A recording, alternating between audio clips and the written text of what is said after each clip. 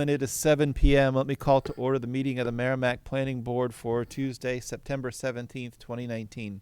Let's go through the usual announcements. Remind everyone who will address the board to sign in on the clipboard on the table in front of me. Make sure the microphone is turned on and that you speak clearly into it so the folks at home can hear you.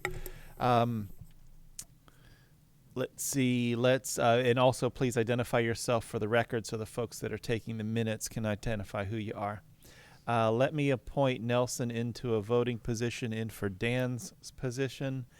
Our next planning board meeting after tonight is currently scheduled for October 1st, 2019 at 7 p.m. in the Matthew Thornton room. That completing the usual call to order, the first item on our agenda is our Planning and Zoning Administrator's report. Robert, do you have anything for the board? Nothing tonight, Mr. Chair. Does the board have any questions for staff? Checking right through this agenda. With that, what's that one? That's just The continuance. Crosswood. Yep.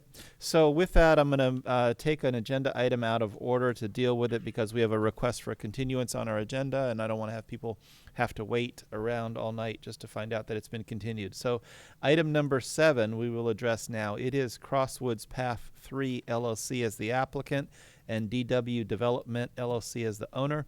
Continued review for consideration of final approval for a site plan to construct 21 multifamily and 3 office units. Multifamily residential and 3 office units.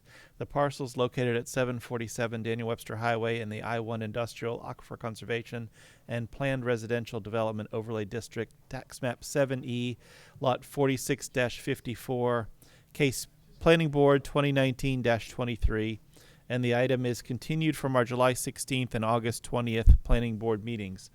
And I have a correspondence from Chris Bova, who's part of the engineering team on this one. I'm requesting continuation to the October 15th Planning Board meeting for the PUD amendment and public hearing for Crosswoods Path site plan. Please let me know if I should attend the meeting. The reason that I understand for the request for the continuance is that they're working with PSNH to resolve some questions around the electrical service or the power lines that run across the property. With that in mind, is there any discussion by members of the board? If not, what's the will of the board? Mr. Chairman, I make a motion we grant the request of the applicant for continuance till October the 15th at 7 p.m. in this room with no further notice to abutters. Is there a second for that motion? Second by Lynn Christensen. If there's no other discussion, all in favor of granting a continuance to October 15, say aye. Aye. Any opposed? Any abstaining? One abstaining, 6-0-1 to grant the continuance of the Crosswoods Path item. So that completes that agenda item. Returning to our usual order, item 3 on our agenda is John Flatley Company as the applicant and Gilbert Crossing LLC and John J. Flatley as the owners. Continued review for consideration of an amendment to a previously approved mixed-use development conditional use permit. The parcels are located at 645, 673, 685, 703, and 707 Daniel Webster Highway in the I-1 Industrial Aquifer Conservation and Wellhead Protection Districts. Tax Map 6E, Lot 31, 33, 34, 35, and 36. It is Case Planning Board 2019-27, and it has been continued from our August 20th and September 3rd, 2019 meetings. As has become my custom on this particular project, I will recuse myself from the consideration of it and turn the gavel, so to speak, over to our vice chair. Thank you, Mr. Chairman. Gentlemen, please announce we know who you are, but please do it so that everybody else knows who you are. Good evening, Mr. Chairman, members of the board. For the record, my name is Chad Brannon. I'm a civil engineer with Fieldstone Land Consultants. I'm Kevin Walker with John J. Flatley Company. Thank you. Right. You've gone to bring to us up from the last meeting. You had said you had prepared a fiscal analysis, yes, but you wanted to go into it in detail and then take it from there. We'll wait to see what you want to do. Sure. The first thing, let me just talk just quickly about the plan. The plan is basically the same as what we had up there, but we did take the big box out that was there before. We did put in a smaller retail, which is part of the overall revision. So that's the only change to the plan that you see up there from our last meeting. You have a memo from Tim. He did review the fiscal impact analysis, and he concurs that there's a net positive impact of $553,290 on the apartments and $292,747 on the remainder of the entire parcel. So that remaining $292,747 positive includes the purple retail as well as everything to the north, the pink industrial, the blue box industrial, and the purple industrial on the far right. So needless to say, the apartments are actually a bigger tax boon to the town than the remainder of the site. If you break that down into a per building basis, it's around 113,000 thereabouts when you figure in the expenses that go with it. So that has been reviewed by Tim. He's happy with it based on his report. And other than that, I guess it's really just the phasing that we briefly talked about last time. First phase is basically done. That's the first 4 buildings. And the second phase, I put it into an ABC type situation. It could be any of these 3. The 5th residential building, any portion of the construction south of the St. Gobain entrance, or anything north of the St. Gobain entrance. So it's basically just one big second phase, but I just broke it into the 3 different components just for the sake of trying to match it up with the last phasing type agreement. So Okay. they all kind of matched up. And really that's pretty much all that we had to discuss. There was the analysis on the fiscal impact, which there's a clear positive impact, and the phasing, so. I'll But turn it your hope, I believe, is that you want us to give way on the phasing to allow you to build a 5th Yeah, building. the phasing, I mean, the phasing is one of the bigger portions of this submission. We'd like to build the 5th building, like I said at the last meeting. Numbers here. The first building's already completely rented. The second, this is as of 2 weeks ago. There might be more leased at this point. But building 2 was 29 out of 48 units. 3 was 13 out of 48. And building 4, which is next spring or next summer, already has 9 out of 48 units leased.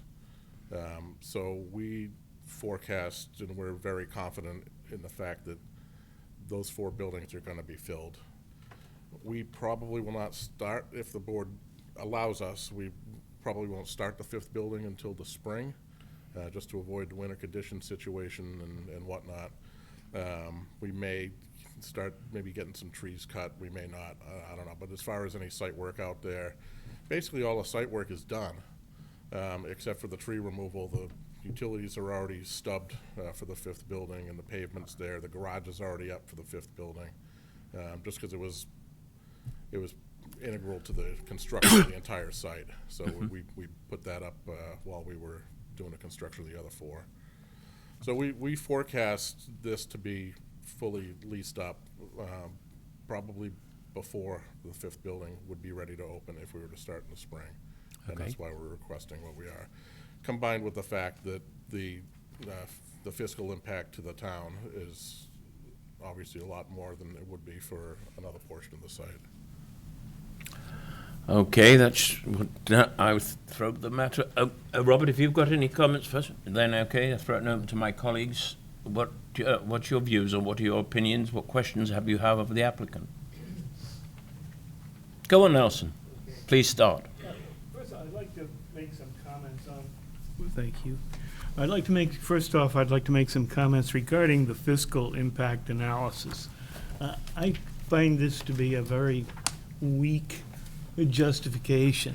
Not that I'm saying the end result would be different, but the choice of basic units in town. For instance, if I can find the pages here to give you some examples. If I look at, if I look at page 13, this is the regarding the ambulance. restaurants, the typical restaurants they use are out-of-town restaurants. And even in the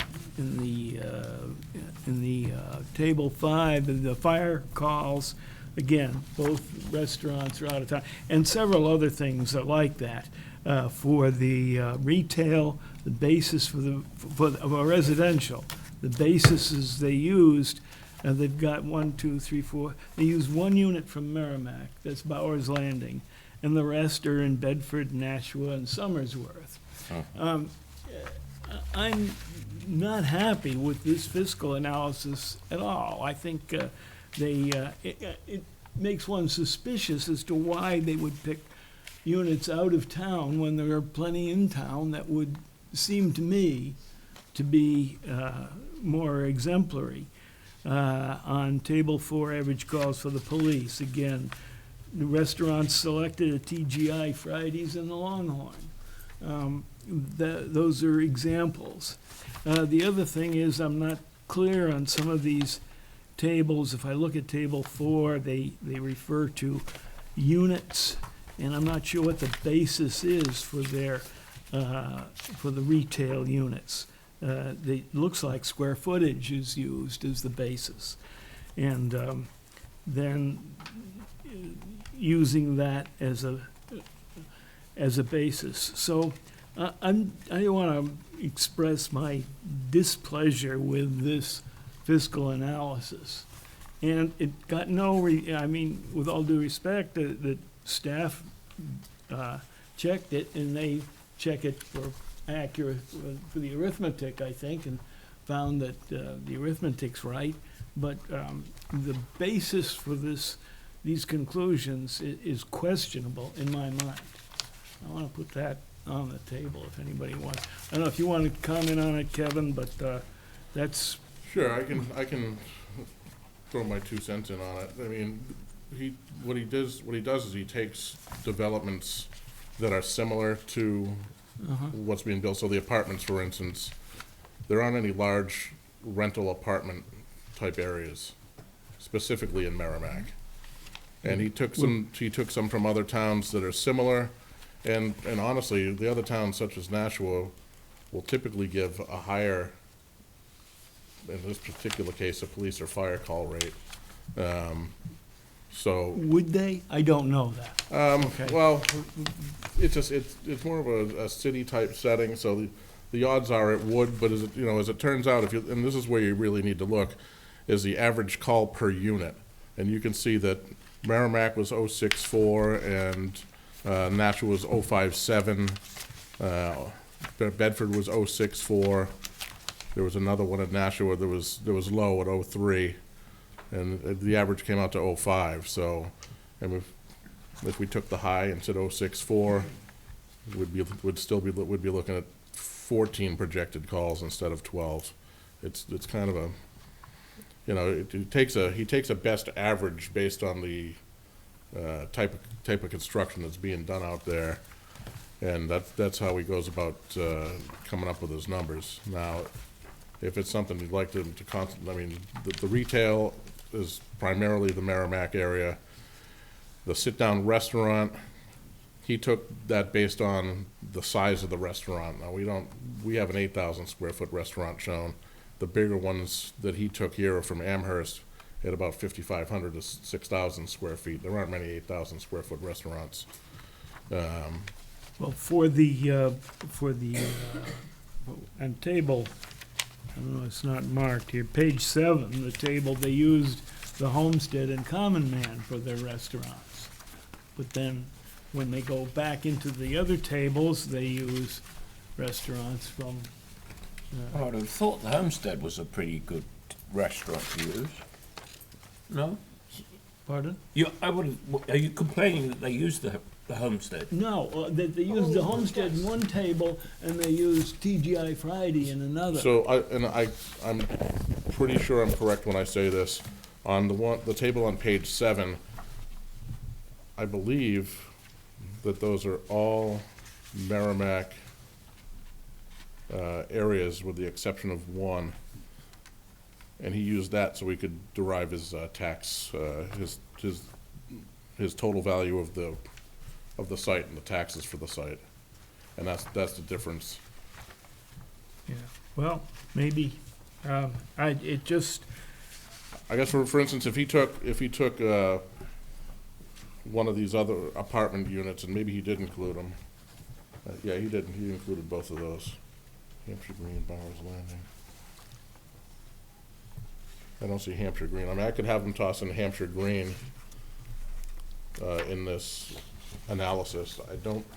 I don't really see it changing it a whole lot, but if it makes you more comfortable, I'd be more than probably happy to- wouldn't change a whole lot. I just want to register a complaint on this, and in the future, I'd like our staff to take note of things like this and either provide some justification for why they jump around from one table to another in what things they use. That's, I would like to just point out that in Mr. Fougera's report, he does clearly reach out and speak to and meet with the police and fire department and review his numbers to make sure that they fall within the anticipated parameters. So I think he has closed the loop on a local level, talking with those, departments. Maybe that data wasn't available, he but talked to our former police chief. Exactly. See, I would disagree with Mark, that. He talked to Doyle in 2015. Yeah. And the dynamic from 2015 to now is dramatically different. The increase of I traffic would that has been, and I apologize, Nelson. You're but right. Well- You ruffled the hair on my backside on this, and I apologize. The amount of traffic that is being generated on Daniel West right now is gonna be exacerbated, not just by this project, but the projects that are occurring down in the south end of town. So in order for this board to evaluate a fiscal impact, you're gonna have to give us some salient data that's forward-looking. I'd rather be looking at some forward-looking data that's targeting what numbers potentially gonna be for 2019, 2020, 2021, as opposed to looking at something in the past and relying on that as gold, because things have changed in this community. But- we're not disputing that, but one thing I want to point out, this is the conditional use permit process. The traffic in all of that analysis would be done during the site plan review. I understand that, but when I look at the assessed property values, and if you, go ahead, Nelson, I apologize, No, that's all right. I lost my train of thought, Well- I'm sorry. But I have to say that when this CUP was first came forward, there was a full traffic study done, which was not only current, but was also, and it was prepared by a reputable company, and I recall that they did build into that traffic changes up to 2022, I think I'm right in saying. It's The further- key word is call volumes, and I apologize. You're looking at call volumes from 2015. You're projecting on call volumes back 4 years ago. And I would suggest that you ought to be looking more forward as it relates, and I didn't mean to use traffic, and I apologize, there was a misspeak. You ought to have better data as it relates to the call volumes for both police and fire. Because I agree with Nelson, you cannot compare the community of Nashua to the town of Merrimack. It's apples and oranges, especially Royal Crest, the location of Royal Crest, the transient nature of that location, its proximity to Daniel Webster Highway and to the Turnpike, and close to the Mass border, creates a tremendously different dynamic, thank you, by the way, Lynn, creates a dramatically different dynamic as to the type of tenant that you're getting at that location as opposed to the type of tenants that you're seeking to attract at this particular location. But, Chip, I don't wish to argue with you, sir, but if I read the... Channel your inner John Burkow, Mr. Chairman. What? Channel your inner John Burkow, Mr. Chairman. The report, the fiscal impact report, was updated for 2018, the number of police calls, and then 2018, the number of fire calls. They have actually updated the numbers. I agree the original discussions was with Chief Doyle and Chief Courier, although Chief Courier is still around. But they have actually updated the numbers a little bit. So they did use 2018 numbers, not 2015 numbers, which is, I just want to correct what you said. Well, there's, I'm not trying to nitpick. no, but okay, nitpick, it's a good nitpick. It says 2015 in here. I don't Yes, know where but it says read- 2015. On page The 10. dialogue is 2018, but it says 2015 in here as well, which is, But if you 2015 look on at page pages 10. 9 and 10, it actually says to put the call volumes into perspective, the department received 37,554 calls in 2018, and in the next paragraph, which is the fire department, in 2018, the department responded to 3,315 total calls, of which 1,036 were fire and 2,279 were ambulance. So they have updated the numbers a little bit. But in the first paragraph on page 10, it reads, to fully gauge the impact of the project on the police department in 2015, we met with Police Chief Yes, Mark Boyd. I'm not arguing with that. But then it goes on, in reviewing our projections, the chief felt the call examples research was sufficient, the projected call volumes were reasonable. So how are you incorporating numbers from 2018, basing it on a conversation that occurred in 2015? Well, I have to assume that because they've changed the I don't wanna numbers, ass- they've updated we in the shouldn't ass- fiscal aspect. Well, you I shouldn't agree the assu- presentation You is shouldn't good. assume that, Mr. Chairman. All right, I'm only trying to say what I read. I read as well. Okay. Nelson, I'm sorry. Well, that's okay. You took over and followed up on what I was talking about, and those were my issues with this document, and I'm not happy with it. In the end of the day, it may come out with the same result, but you can't take tell your that point. for sure. I take your point, and Yeah. we should ask that the staff do try to ensure that in future fiscal analysis concentrates on properties, restaurants, or whatever you like to say, that are actually in the town rather than outside the town. I think what they've done is try to get things that are similar square foot, which, given that the restaurant situation in Merrimack is somewhat very flexible right about now, if you've noticed, I'm only trying to read into it. I'm not making a decision or justifying their efforts. Okay. If you're going to use the tax rate for properties in Merrimack, Yes? okay, there should be consistency as it relates to the calls in the Okay. other tables. Okay, as it relates to a sit-down restaurant from Fridays to Longhorns, you got Common Man, you got Homestead, you've got Georgia's down in Pennachuck Square. I mean, there's three examples right there that could have been incorporated. And now, would it have met the unit model or the square footage or the, I mean, I don't know, because I don't know the data off the top of my head. I'm just saying that there are other examples in our community to draw from. I'm not arguing with you that Okay. we should ask the staff to ensure that in future Okay. they direct applicants to consider Merrimack properties rather more than outside properties. Another thought on this same document. Okay. There's no deduction made for when they give you what the value of this new property is going to be. They don't take into consideration the fact that the property has value as it is, albeit it's going to be less, and so. Point is taken. But it's a point that the land is there and worth something in tax terms, which is not deducted here. And so it's not quite as great, just on that basis alone, it's not quite as great as the advertised benefit to the town. Point taken. Okay, that said, I have a question on, this is Mr. Price's, no, this is Timothy Thompson's memo, I'm sorry. But on page 4 of 4, item number 5, I'm not sure what the condition is that you're recommending there, and I'm hoping you can help me, Robert. It says, if this amended conditional use permit approval is not acted upon within a period of 2 years from the date of the final endorsement by the planning board for all phases following phase 1, and I'm not sure what phase 1 is, but then the amended approval shall be null and void. An action sufficient to vest an approval in this amended conditional use permit include planning board site plan or subdivision approval for any phase amended by this approval, issuance of a building permit or a CO issued by the building department where no planning board approval or building permit is required.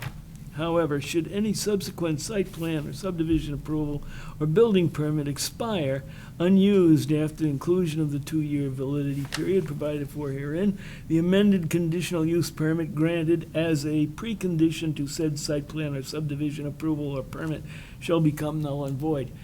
Robert, could you explain to me what what your leader is trying to tell us? I think more simply, if they don't seek site plan approval after getting an approval of this conditional use permit, then they basically have to start over. Okay. That's how I would. that's- All right. Could I toss into? Yes, I'd So- like to hear. So, Yeah. I think, so what Tim would like to do when we're done with the hearing is to kind of iron out some things in this development agreement. And I kind of had that as highlighted as one, because the apartments have been started. So does that, I'm wondering if number 5 even has to be in this agreement or not.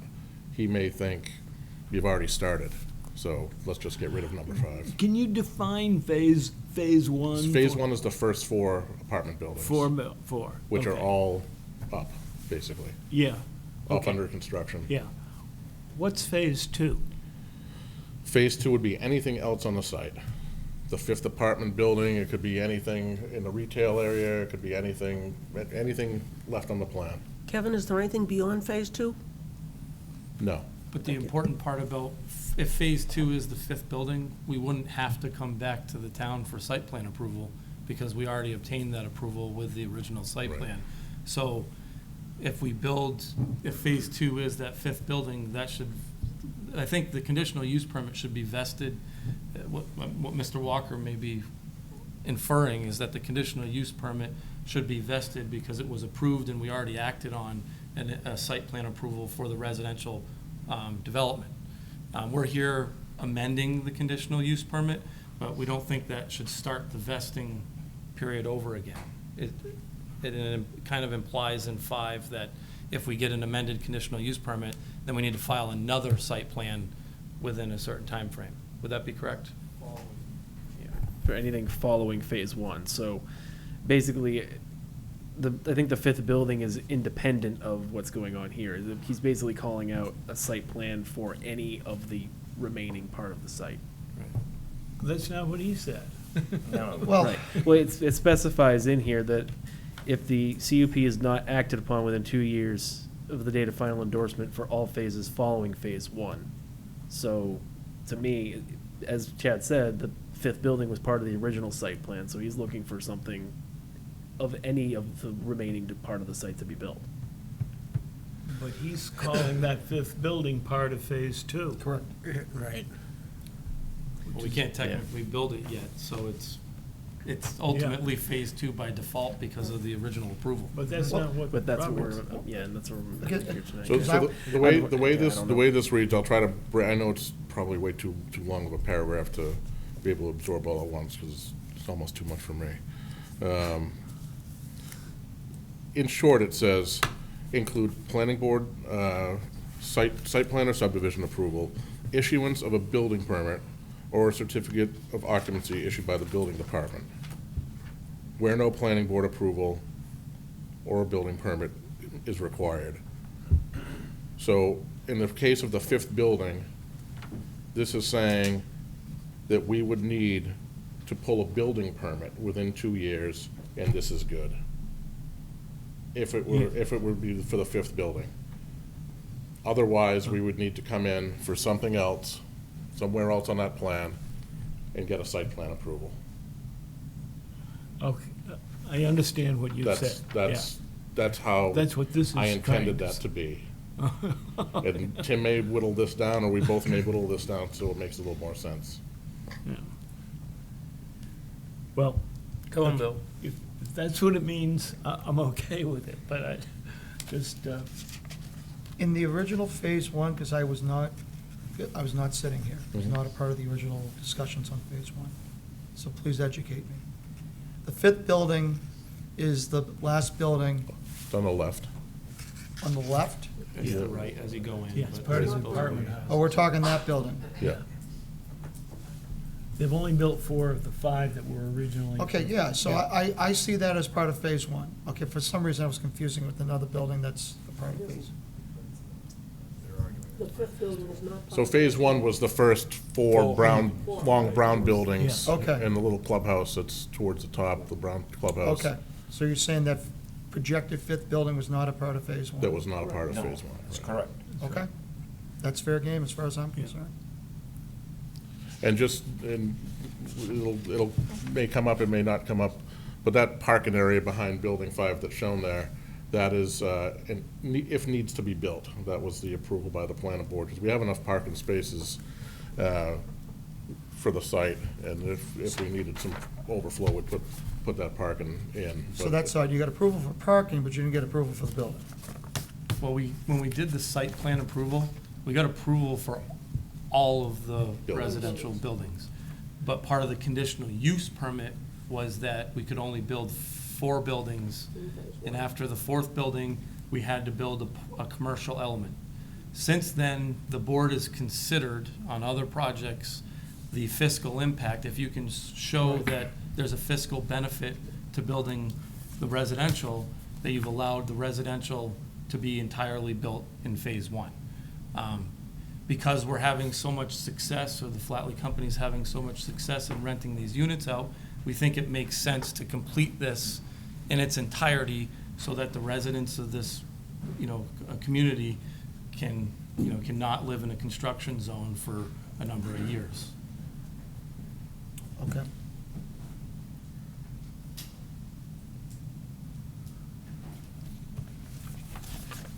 Okay. Have everybody any other questions to members of the board? Otherwise, I'll throw the matter open to the public. In particular, I will record, and I don't know if the gentleman is here, but I had a fairly lengthy series of emails which were sent between the Flatley Company and Mr. Mark Desgrosseliers. Have I said that right? Pretty good for an Englishman, yeah, I know. Mark, I'll give you first call because you actually first approached me.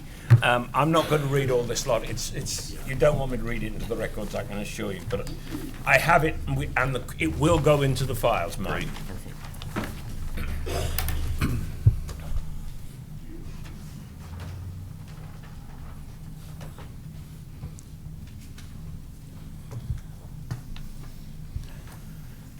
Okay, great. Good evening, everyone.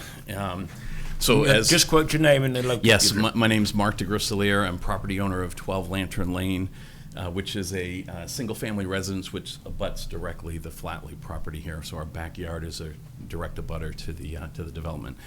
So as Mr. Mills said, I had some email exchanges, and I've actually appeared before you a number of times over the years to express some concerns.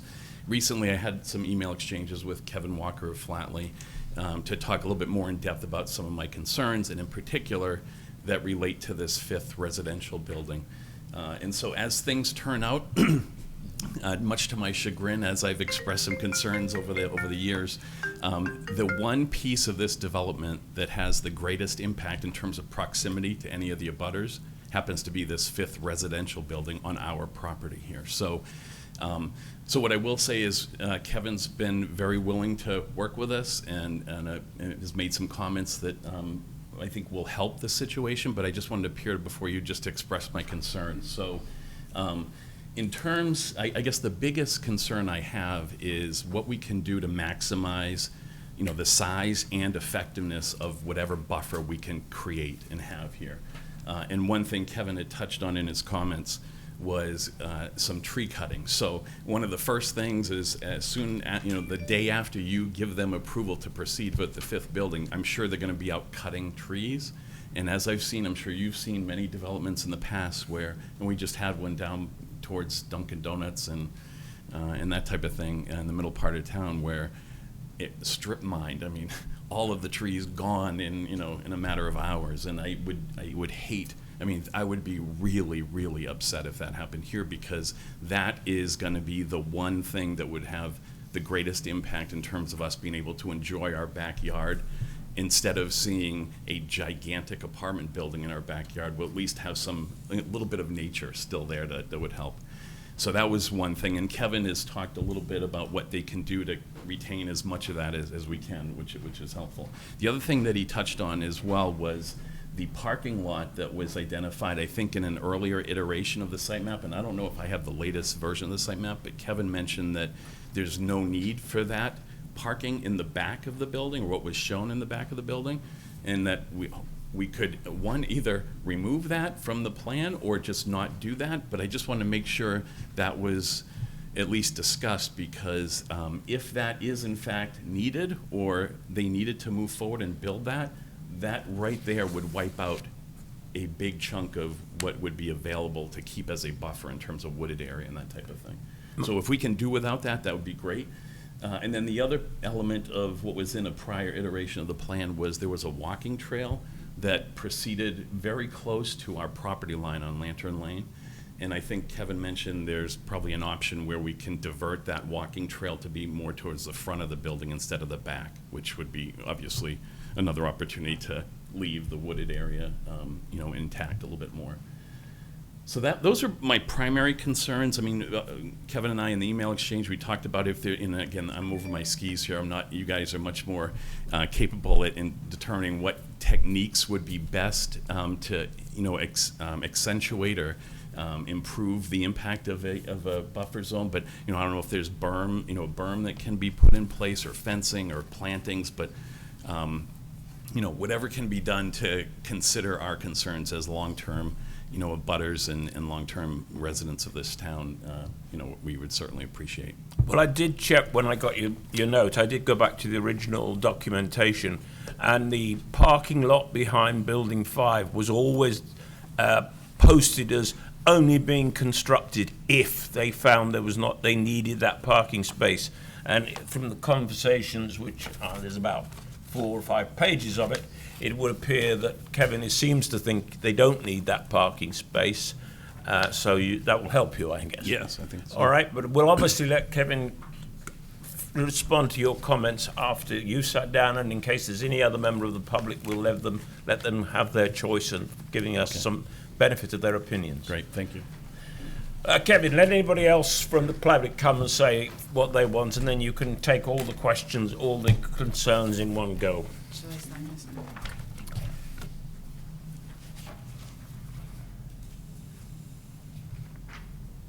Sorry, I'm a little slow.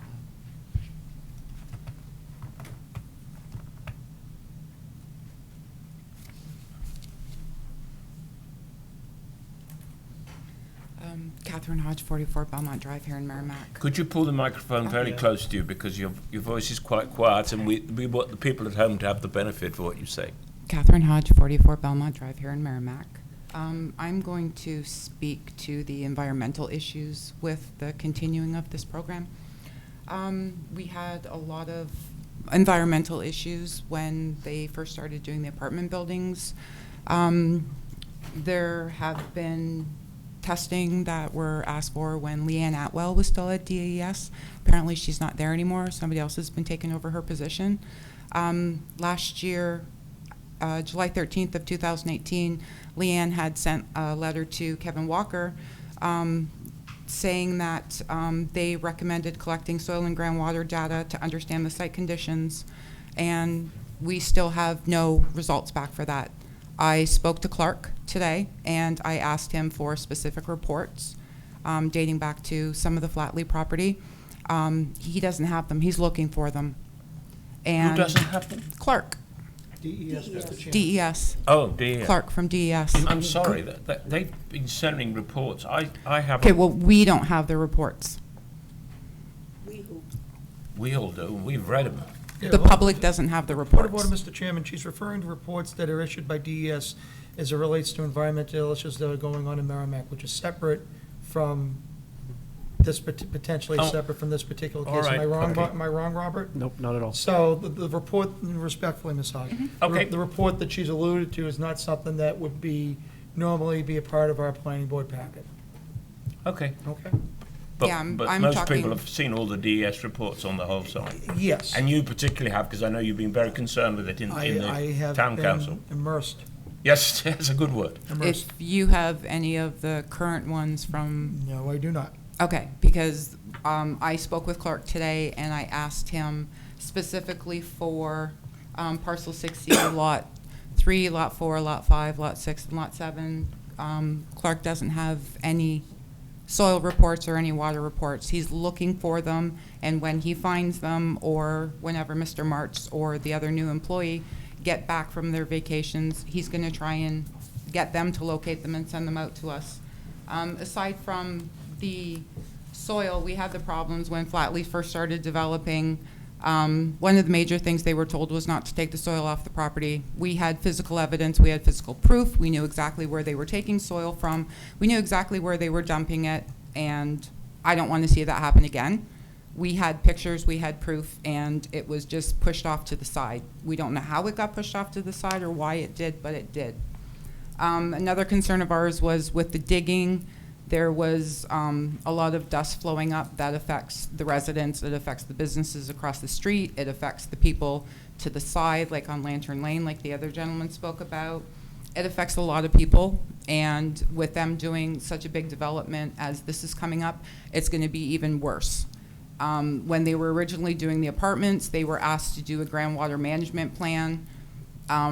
I don't know what became of that. Once again, we haven't been given any of the results of it, us meaning the public. There was a lot of dust, as I had mentioned. We had called DES and said, listen, there's a lot of dust. We sent them videos, we sent them pictures. Nothing was done with it. It wasn't until we complained about 4 or 5 times over the course of their development that water trucks were finally brought in by Flatley property. So that's another concern of ours. You have enough chemicals flying out of St. Gobain that are landing on the soil where they're going to be digging. That's all going to be brought back up again through the air. Back in 2016, the DCRB said that they don't account for the inhalation of soil. So when you have somebody, they have a certain limit set for soil, but when you have somebody playing in the soil, they're talking about direct contact. They have no accounting for the inhalation. So you have a little kid who's playing in the soil going, yay, yay, yay, this is fun. And then they're talking about the kid licking their hands or eating the dirt. They're not accounting for the inhalation, which is another problem that we're gonna have the minute that the soil starts getting kicked up, starts getting dug up. The reference dose estimates that they give for the inhalation, getting back to the soil, that the short-term exposure results in a massive body burden that still lasts for years and years. As everybody knows, with these PFAS chemicals, they stay in the environment forever. They are everlasting chemicals. They've contaminated all the groundwater. Flatley was asked at one point to submit a groundwater management plan. Once again, I'll say the public has yet to see it. We kept making reports to DES about water that was sitting on the top of the property. Obviously, that water is contaminated, which is then sitting on contaminated soil, which is going into the groundwater, which is contaminating our drinking water, which is a major concern. The residential and the business owners across the street that I had mentioned, all of this dust and everything is going to get kicked up over to them. We've already had problems. The Webster Green people are going to get hit once again in a big way. They've had testing done on dust inside of their homes, and they've tested at 68 ppt for various types of PFAS. There are 7 different PFAS that I've never even heard about, and I know of about a good 200 of them, and Bill can attest to that.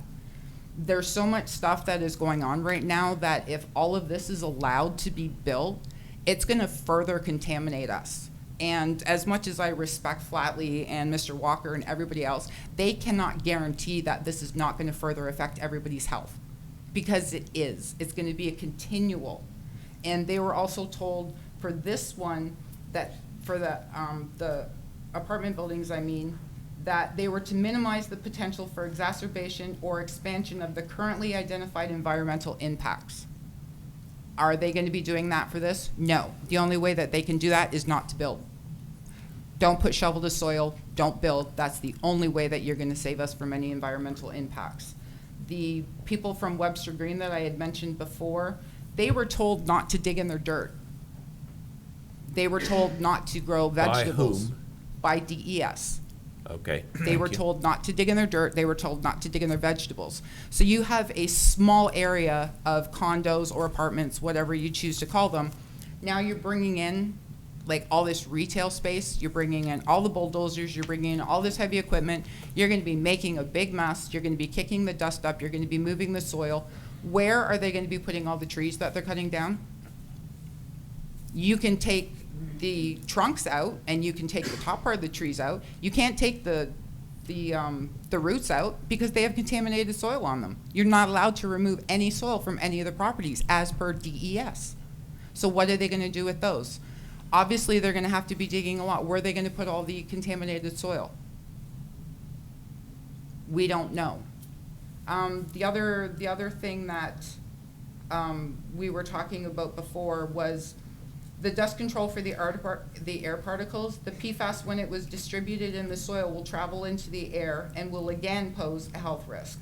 And then Bill had mentioned that he wasn't on the board at one point in time, and Tom Koenig was on the board, I believe, at the time. That's correct. There was a gentleman that was here from Crosswoods Path, and he wanted to readjust his zoning. I think that's what was on the agenda that you guys had deferred. He wanted to put in retail space in the bottom of his apartments, or it could be these new apartments that he's talking about building. The first question that Tom said to him is, why would we let you put in retail space? There is so much unused retail space throughout this town. Why would we add in more just to let it sit there and do nothing? You cannot guarantee that you have somebody coming in. They're proposing all of this retail space. They're proposing these restaurants. They're proposing whatever. They don't have guaranteed people coming in. So why would we want to add, whether it's going to look pretty or not, why would we want to add the eyesore to the town? We have so much empty space around here. Why can't they use that? Why did they have to get rid of this gorgeous green field and throw up more buildings that we don't need? And then getting back to what Bill was saying earlier about the traffic. Have you tried driving down DW Highway in rush hour traffic? You can't. I have sat there through 4 lights at the corner of Walgreen and Bedford. 4 lights. Now, you're adding in potentially, when they fill them up, 540 more people. We're averaging 2 to an apartment. You're averaging 2 cars. So now you're saying 540 more cars just in that small section of the intersection. And then you're gonna add in all the retail space. I don't know how many parking spaces they're gonna allow for that. Let's just say it's gonna be another 200. That's gonna be coming and going. You're gonna get hit with the traffic. We can't accommodate the amount of traffic that we have now. Our police are already overtaxed. Our fire departments are already overtaxed. Everything in this town is overtaxed because of the amount of growth that is being let into this town at such a quick rate. They've already got 4 apartments up. Nelson already pointed out in more ways than one that the fiscal is not that great. So why would we want to let them destroy another part of our town for us not to benefit from it in a huge way? We get pennies on the dollar. It's not worth it to us. It's not worth destroying all of the natural beauty that we have here. It's not worth the traffic congestion. It's not worth the environmental impact to our town. And I think, actually, I'm not sure, but I think there's some other people that are here from Webster Green that are going to speak of that as well. Okay. Thank you guys for letting me speak, even though I babbled. Thank you very much for your contribution. Is there anybody else who would like to come and join or echo whatever's been said?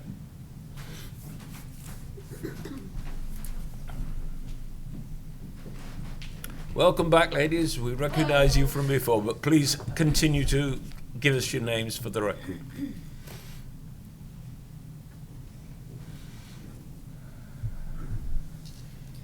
So, Ashley Tenhave, 75 Shelburne Road, Webster Green.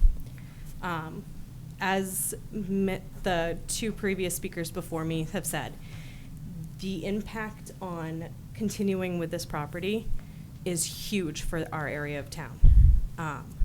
As the person that just spoke before me said, the environmental impact on especially our property, when they put in this retail, when they put in this warehouse, whatever they're gonna put in, is huge. We had soot testing done. Our soot testing from the air quality came back high. We just had soil testing done. Our soil testing also has come back high. If we're coming back high and we're across the street, what is it gonna be when they start digging right next door to St. Gobain? All of that dust that's going to be coming up in the air, we already have soot, we already have air pollution. You're gonna throw even more in there that we can't avoid because you're doing this. The impact on traffic. I know there was an accident today on Route 3, How was everyone's commute? but, It was on the turnpike, wasn't it? right, It was a 6-car accident. right, going north.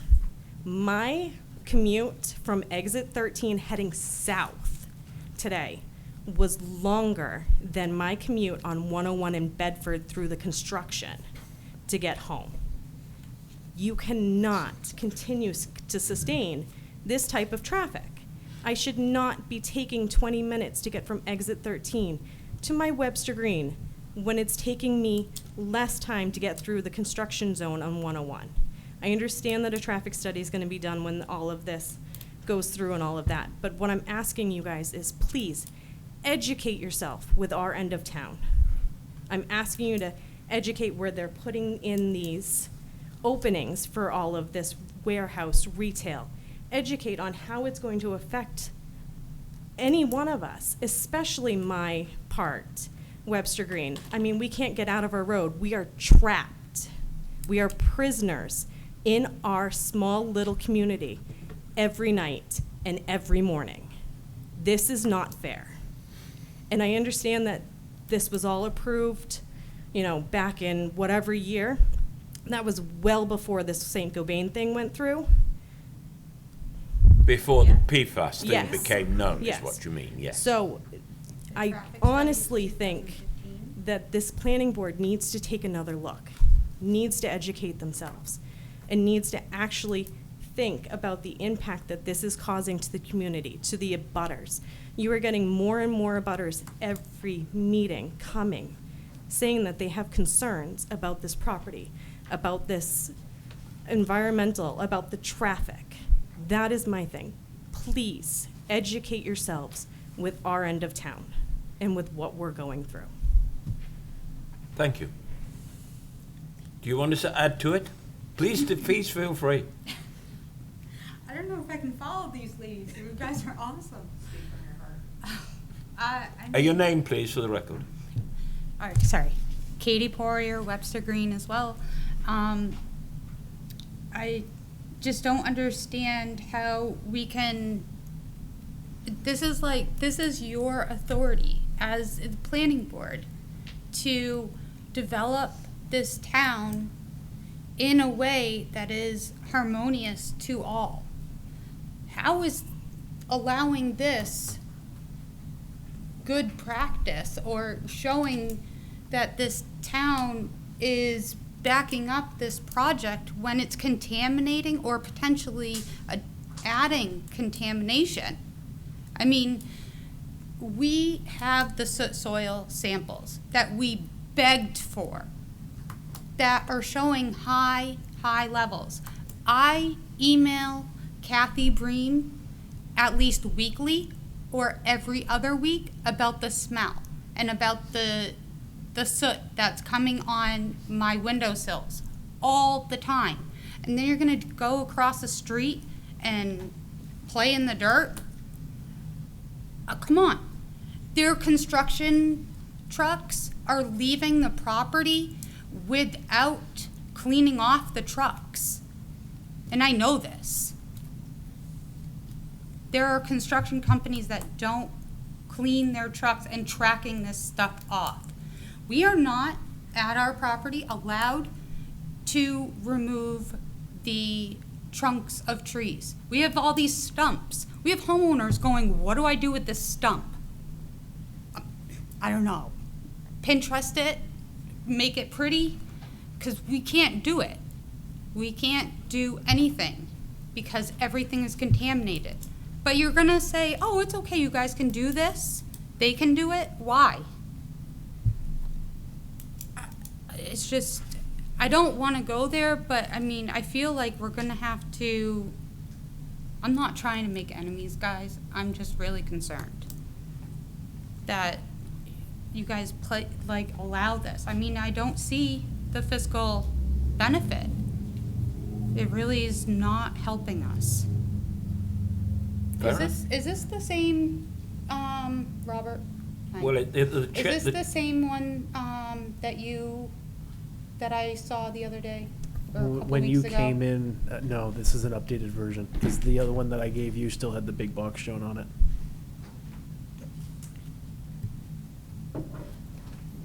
The old one's below it if you want to flip it. Go on, please, flip it over. Yeah. The point of this is. You need to be at the mic. No, I don't want that one. Is on either this plan or the one underneath it, it states that the building, the 5th building, is considered phase 3, not 2. I have a picture on my phone that I can look at it. So, again, now we're gonna jump from 2 to 3 for this 5th building. I don't know where you got that. I always thought it was phase 1 was the first 4 buildings, and Would you- phase 2 was everything else. Would you please? Right, it's basically, the notes weren't updated to reflect the proposed change in All right, the thank you, phasing, so Rob. that's Okay, why. all right. So I just don't want that to Okay. be unseen, is that they're asking for phase 3 to be 2, not 2. So I'm just asking you guys again, let me out. Educate yourselves on what they're saying versus what's on the paper. Okay. I can look at spreadsheets all day long. Is that really truth? What's happening in the world? No. Point taken. Thank you. Is there any other member? Yes, please step forward, man.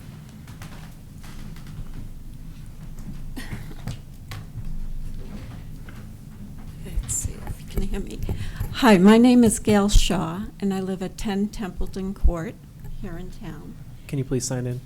Don't forget to sign in before you, Yes. either now or when you've finished. Okay. I'd like to address the area on the map that is shown in pink. And that would be, on the plan, it's 3-4, the lot number. Okay. And that area has had no soil testing, no groundwater testing, Okay. and nothing should go forward until we know the status of that land. At the same time, that land could be very contaminated, okay? We also have Saint-Gobain still spewing out a lot of chemicals. So there's the breathing from their stacks as well as any disturbance of any of the soils in that area. My question to Flatley would be, why has this soil testing and groundwater testing in that pink area not been done when it was requested by DES on July 13th of 2018? That's over a year ago. And I did contact DES. They do not have soil testing or groundwater testing in that area. Okay. I haven't had a chance to look at the other areas.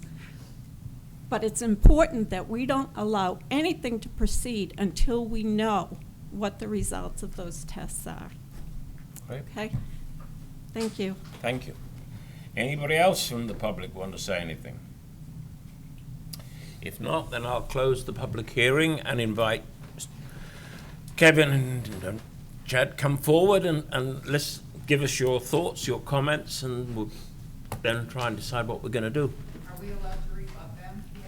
No, I've closed the public hearing.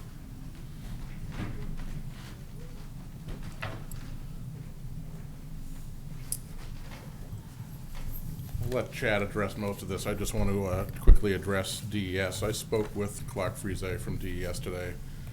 He said he received numerous phone calls about testing that wasn't done at the site, so on and so forth. So I had a good conversation with him. And What the butters are speaking about, they're 100% correct. We have agreed to do testing on the remainder of the site prior to us doing any construction. And typically it'll be done during the permitting phase with this board. So we had a plan to do where we switched to the industrial area. That used to be retail, if you remember. So we had a plan that we were gonna go forward with, and we decided not to. We had some preliminary work done, but we did not do all of the work that was required because we decided to hold.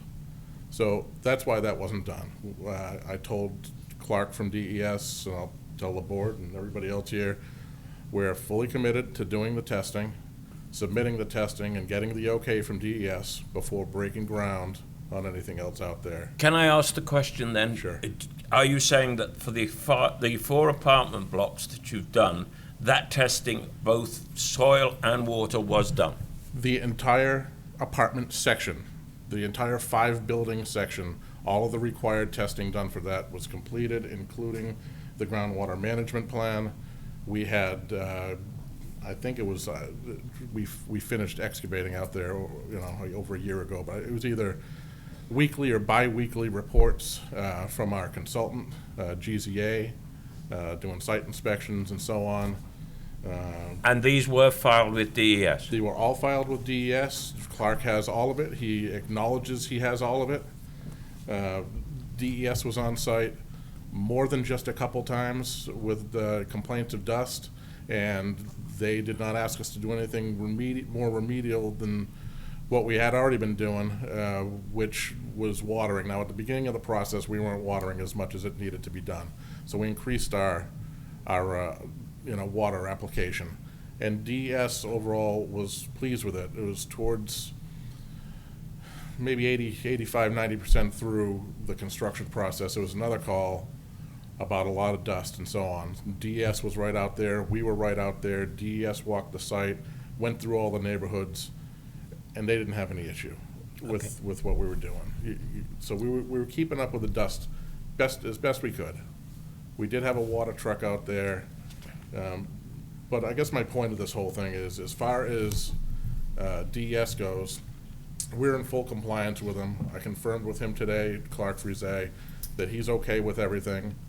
He said the same thing. Well, what about the rest of the site? You said you were gonna do more testing out there, and now you got this proposal to do all this work. And I had to clarify with him, we are not proposing to do any work. We're proposing to do no work on the remainder of the site. If we get the okay to do the 5th apartment building, that is the only work that will be done, which has already been tested. And I said, you're good with the apartments? He confirmed, yes, we have everything we need from you for the apartments. He said, well, what, are you testing the rest of the site? I'm like, well, our plan is not to do it until it's, we go into the permitting process. I'm like, we can do it sooner if you want to. If you want us to do it sooner, let me know. And he said it wasn't necessary to do it right now. I said, if it changes and you want us to do it sooner, we'll do it sooner. And we will. We have no issue with that. But we'd just rather wait until we know what's going up and where it's going. Okay. So I'll turn it over to Chad, but I just wanted to get my conversation with Okay. DES out of the way. I think that's useful for us to hear. Okay. Chad? I just want to point out, a lot of concerns are shared. There's obviously been a lot of information that's become known about the area surrounding St. Cobain site since the 2015 conditional use permit. Correct. We are only here for a conditional use permit. I think Kevin, touched on that. There is no formal proposal to develop any of the property from the residential portion to the north yet. We would have to come back before this board with a more complete design, which would address a number of the elements that are raised.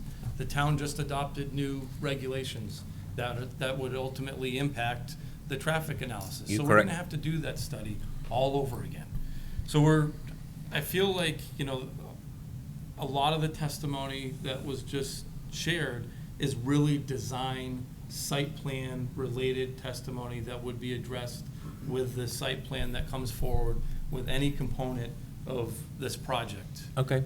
With the exception of the 5th building, because that's already approved. But as Mr. Walker stated, the testing's been done already in that area. So I just want to clear, because that was part of the conversation that Mr. Walker had with DES, was what are you proposing? Well, we're going through a planning stage so that we can dial in what a proposal might be for the next site plan submission. And then how the site gets tested depends on what that proposal is. So we have to have those components in order to put together a testing plan and a groundwater management plan and all of these other details. So we are working in that direction, and when we're at a point where the testing needs to commence, you know, that will obviously Well, happen. you'll first have to It's- come here and present Absolutely. a site plan before you can even do that. Absolutely, and it's gonna be required.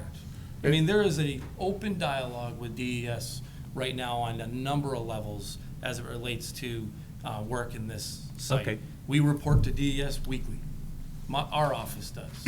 And then, you know, obviously, you know, GZA was doing reporting when there was excavation operations going on. And DES, just to touch on it one more time, DES, when we propose a testing plan, they ask us to say, well, where are you gonna do your testing? And we'll show them a development plan and where the testing is. And this happened with the apartments. Well, could you pop a hole here? Could you do some testing here and drop a well here? And we've got no problem. Yeah, sure. Show us where. We'll bang it out. So before we do any of this testing, we don't just go out, do the testing and give it to DES. We prepare a plan, give it to DES. DES reviews it, says, yeah, it looks good, or no, we'd like a couple extra tests. Can you go here and here? Sure, not a problem. And then we do the testing. So just to And that, in fact, I can assure everybody was the same thing that was done when they built the outlet mall. Exactly the same procedure was followed. Anyway, so the point is, as far as you're concerned, you have DES approval to do the 5th building because you've done that testing, Yes. and you have guaranteed to them that you will do no other site construction work without their blessing whenever you want to. Yep, and that's been So on the all books for a you're couple of asking years. for us today is to agree that this new plan is what you think you're going to do in place of the big box, which I think I remember telling you would never fly. And therefore, because based on this, you will then draw up a new agreement with the town and involving DES. That's what I think you're asking to do today. Absolutely, and to just slightly change the phasing. But on top of that, we are reducing the amount of commercial and retail development that we're proposing on this site. So speaking along the same lines as some of the testimony that was shared, we've modified the development from the existing pond or the hatchery area to the St. Gobain entrance. That area through there is flex industrial use, which will have less impact on traffic, and that will ultimately come out in the updated traffic study. But we are modifying the development that's already been, the conditional use permit part of the development that's already been approved in a positive manner. And I Okay. think that, you know, that information will ultimately be shared as we move forward. To speak just to the buffering question that one of the abutters had relative to the 5th building. To Lantern Lane. Here, when we obtained the approval for the design, the residential design, we actually talked in detail about that area, because that was an area of concern. The required buffering at the time in that area was 30 feet. We were proposing 67 feet to the back of the future parking area. Okay. The distance to the building is about 150 feet. So I'm happy to hear, you know, obviously Mr. Walker is in discussions with the owner. That part of the project is already approved through the site plan process. So I think that, you know, that's the appropriate way to handle, you know, the work in that area, is to have dialogue with the abutter. And Okay. I just want to share those details as it relates to the design. We're not proposing any modifications to the residential portion of the site. This is simply the master plan development and the conditional use permit associated with it. That said, let me just toss something in here, because this went to a conversation I had with Mr. DeGrolia. We have, and you can see it on that plan, it's a thin brown line, a walking trail. Yes. You see it behind Building 5? Yes. What he'd like to do, and I'm not in opposition, is to tie it into the parking lot to the right of Building 5, where there's a walkway. Yep, right there. And then just bring it out the other side Okay. not so close to those lots. So and then you're moving it continue away through. from Lantern Lane? Yeah, so I looked at the distance, so Chad was accurate, it's about 148 feet from the property line to the closest corner of the building to his lot. The closest tree line is about 85 feet, and I think we could probably push that even closer. So we'll do that in the field, and we'll work on that, on trying to give a buffer there. But like Chad said, the required buffer is 30 feet, and we're gonna hopefully give them, I'm hoping for at least 90 feet of trees between that property So line.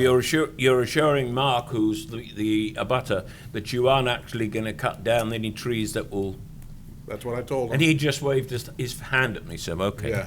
Yeah. All right. We're, you know, we're pretty committed to try, you know, I don't want to beat a dead horse too much. I know it's getting late and I know you have a long agenda, but we pushed those buildings closer to that Dumpling Brook as part of this layout to give some more distance Okay. to those abutting lots. So we'll continue to work with them.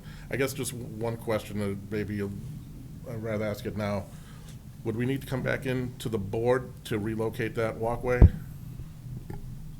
No.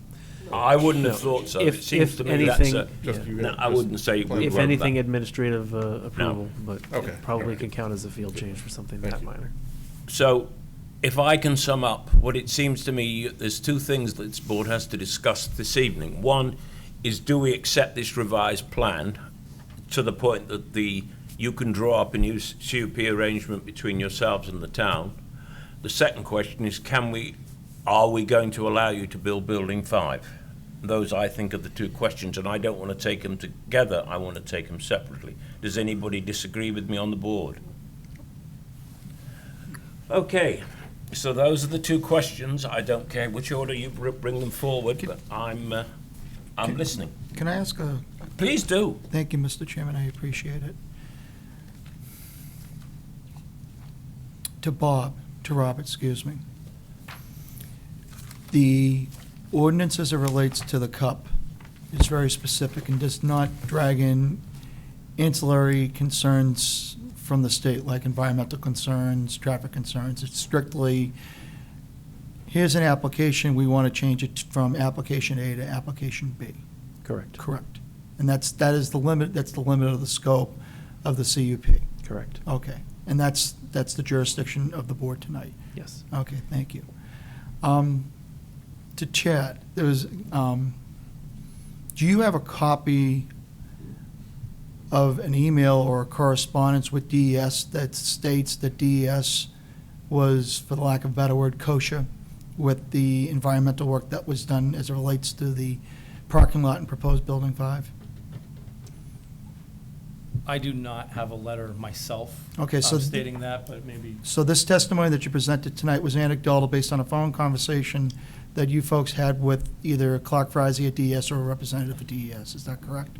No, and I can tell you I have paperwork, I'd have to go digging for it, but I have paperwork. The requirement for DES with the apartment complex was to take the apartment portion of the site as a whole and do the required testing, period. Okay, So as far as they are concerned, and I just clarified it with them today, so and it was on the phone, I was on the road all day. I'm like, you're still okay with the apartments? We did all that testing a year ago, 2 years ago. He's like, yeah, that's fine. I'm wondering about the other ones that you said you were gonna test, and that was the flex space, because we had spoken to him, we actually had a plan, like I spoke, that we had a plan that was approved by DES for the testing for that area, and we just haven't done the testing yet. Which again, we will do prior to, or during the site plan approval So, process. Mr. Boyd, would it satisfy you, I'm only just trying to put forward an idea, that we add a condition to any approval that might be granted tonight, that the documentation is on, between Flatley's and the DES, is put on file at the town, so the town's got records of it? I would defer to Robert that is a permissible condition to ask to the CUP, but if it is permissible, yes, that's where I was going with it. Robert? DES doesn't really come into play on the CUP portion, it's really for the site plan portion. But you can certainly add the condition now if you'd like. It really, it's not germane, DES approval is not germane to the CUP because the CUP does not authorize any construction whatsoever. Point taken. I understand that, but there was testimony that was given tonight that, and I say this with tremendous amount of respect, you know, I would like to be shown that that conversation did occur. Correct. Because, you know, we've heard about our concerns as it relates to Lantern Lane, and from where I sit, in some cases, I think they've satisfied the burden for a cut, but I would like to have a copy of that correspondence that says that location, that the appropriate testing was done at that location, Yep. and that it's I think kosher. that's a very reasonable request. I don't We have no think issue I'm with being that. unreasonable, Mr. We have no Chairman. issue whatsoever. Okay, thank you. So that clears that one. Anything else, Mr. It was a comment that Chad had made regarding the dialogue between the Flatley Company and DES and how productive it was, and I certainly welcome that kind of conversation, I really do. But I cannot let an opportunity go, because there was testimony given tonight that candidly probably isn't germane to the context of the conversation as it relates to the cup. But I would hope that the testimony that was given tonight by members of our community elevates the level of fear that exists in this community as it relates to PFAS. I have seen one of the reports on dust that has been collected, and while it did not rise to a level that the federal government says raises it to a level of concern, the fact that it exists over at Webster Green, I would hope that whatever you choose to do with that property over there, that you have your neighbors across the street in mind as it relates to that, because quite honestly, that is a real fear, that is a potential impact that neighborhood could experience as a result of, for lack of a better word, excavation that may occur over there.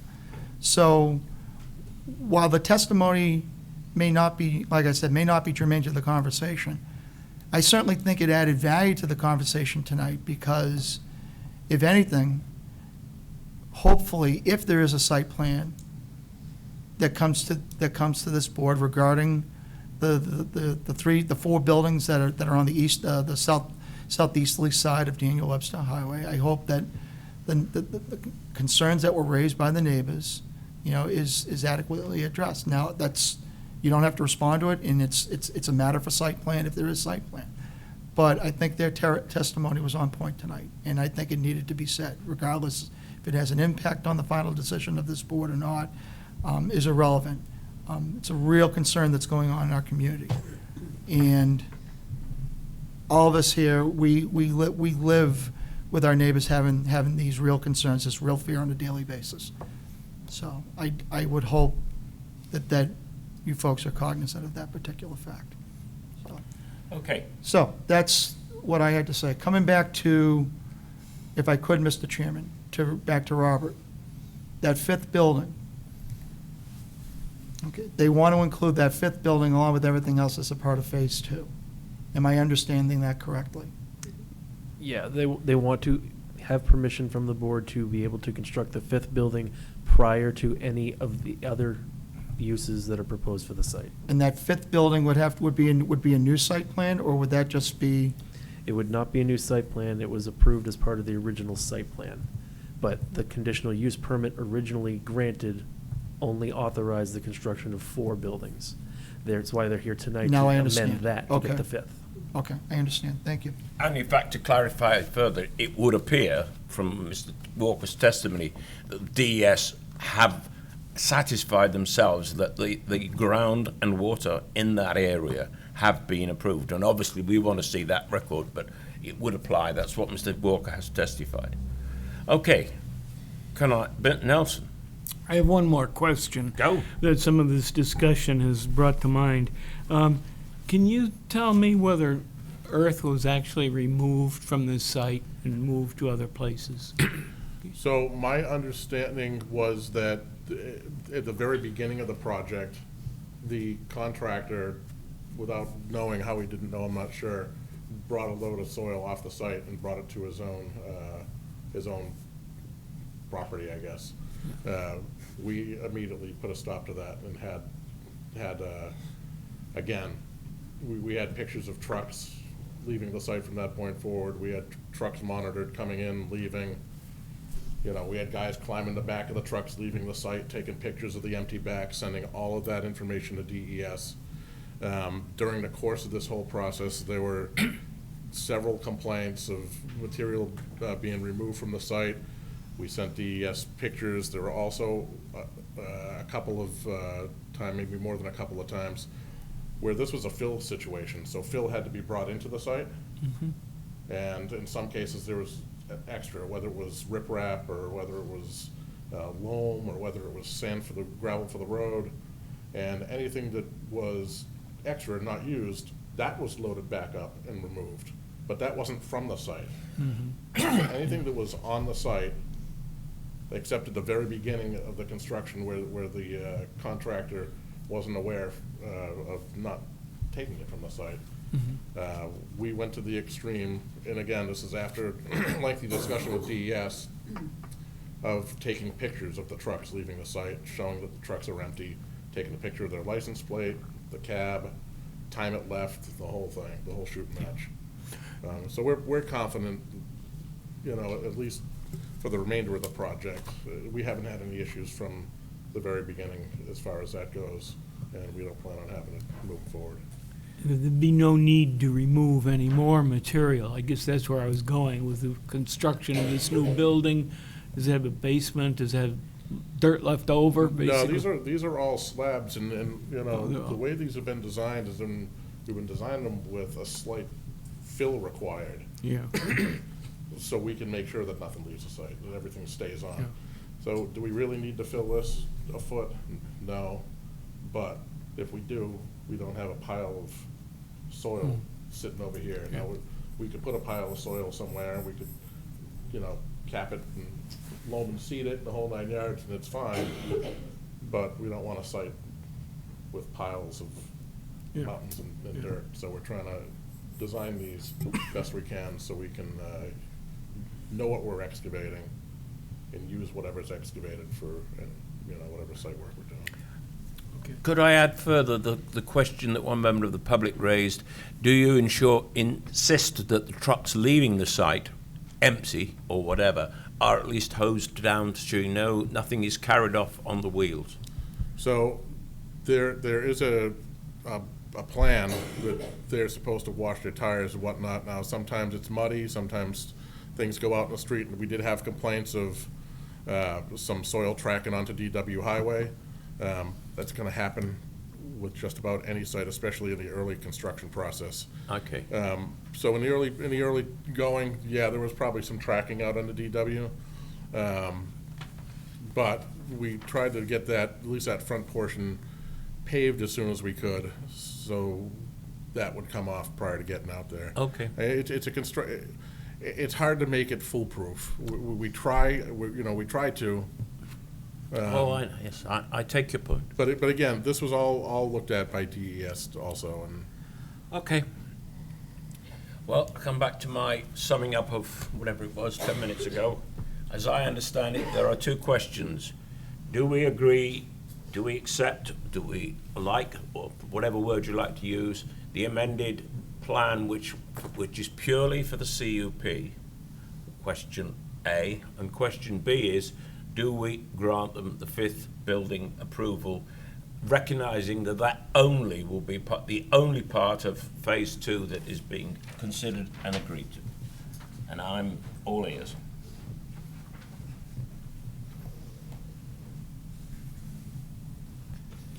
I'm troubled with the 5th building being a part of phase 2. All right, well, could we take the other question first? I think that should be a separate petition altogether. Oh, I did. I've agreed. It is. Question A is, do we accept this new revised plan, period? I don't want to tie the two questions together. I want them totally separate, so that everybody knows what we've agreed to. So I'm confused, Oh, because you're talking about, do we agree with the revised plan?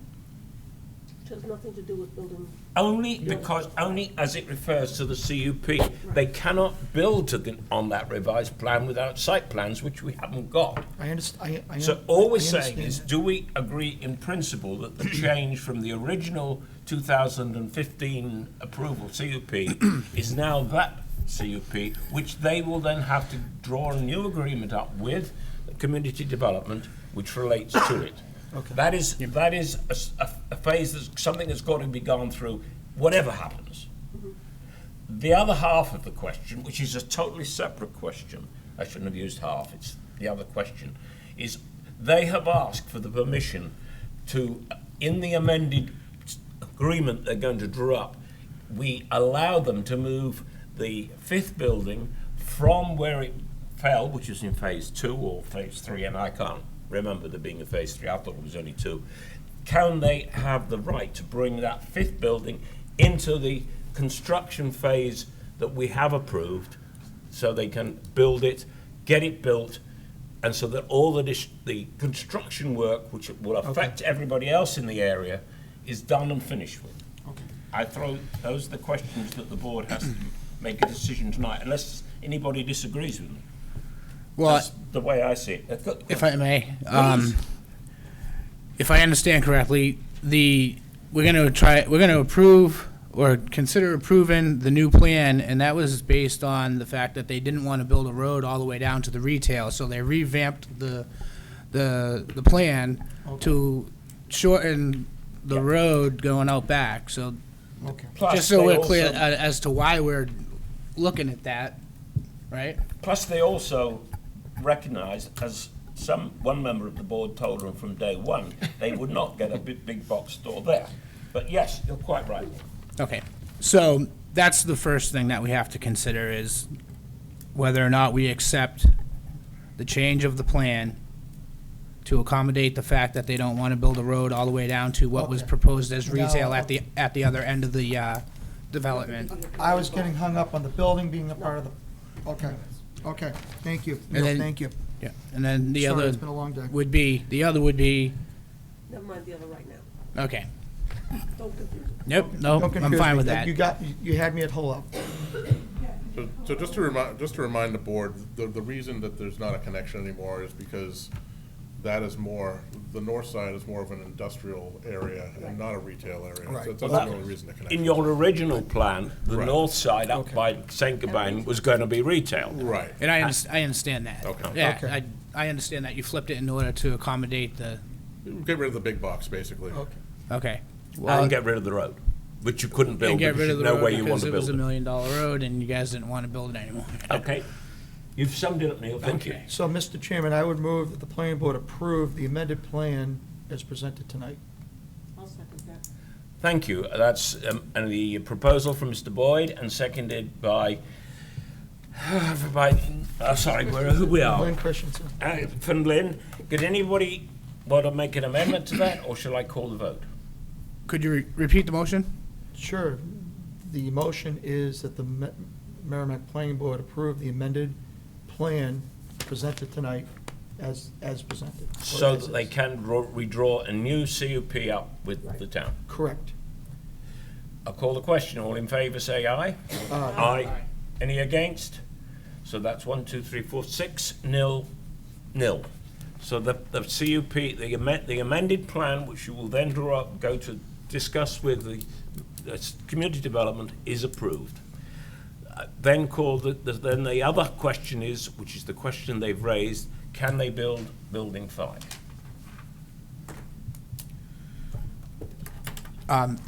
Just so we're clear, the change on the CUP would be that they don't have to build any retail or commercial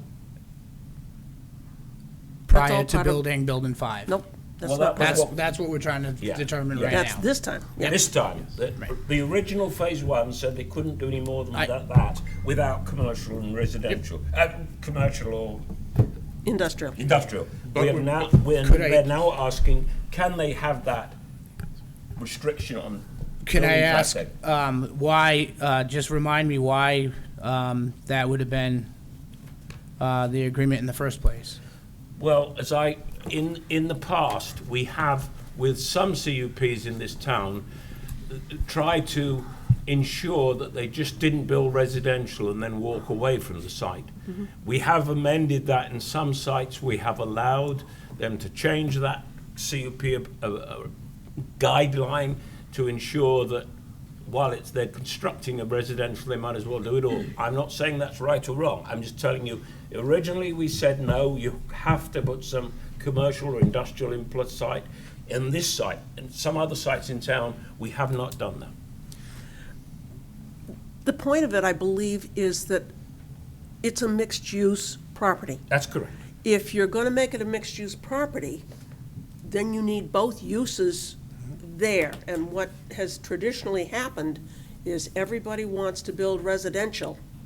Nobody's interested in building retail or industrial right now. They want the residential. Correct. Well, if you let them build the residential, they may never get to building the commercial or retail or industrial, in which case you don't have a mixed-use property. And that's the way I understood it, so Right. my question would be, if we were to approve them to build the fifth building, what guarantee do we have that they're not gonna walk away from it after None. that? I would say no Is- guarantee, is not there to anything- mention, I'm sorry? not to mention that they said they haven't even tested that soil where they're gonna be building what would make it a mixed-use property anyways. They haven't tested the soil in the commercial and In industrial. the industrial area to even determine So- whether or not they Correct. can? DES That's might right. not even We know allow we it. can. Okay. It's just a matter of testing it first and giving the results to. But we're not Yes. talking about that. We're talking about the fifth building right now. Right. Correct. Actually, I was referring to, if the testing hasn't been done on the industrial and commercial area, then how, is there a chance that it cannot be developed? Potentially. Yeah. Okay. No, there'd be certain measures that we would have to take. There's nothing that's gonna, We don't I know. don't wanna get too deep into it. DES, if they had it their way, would like the whole site paved. Paved, sealed up and done.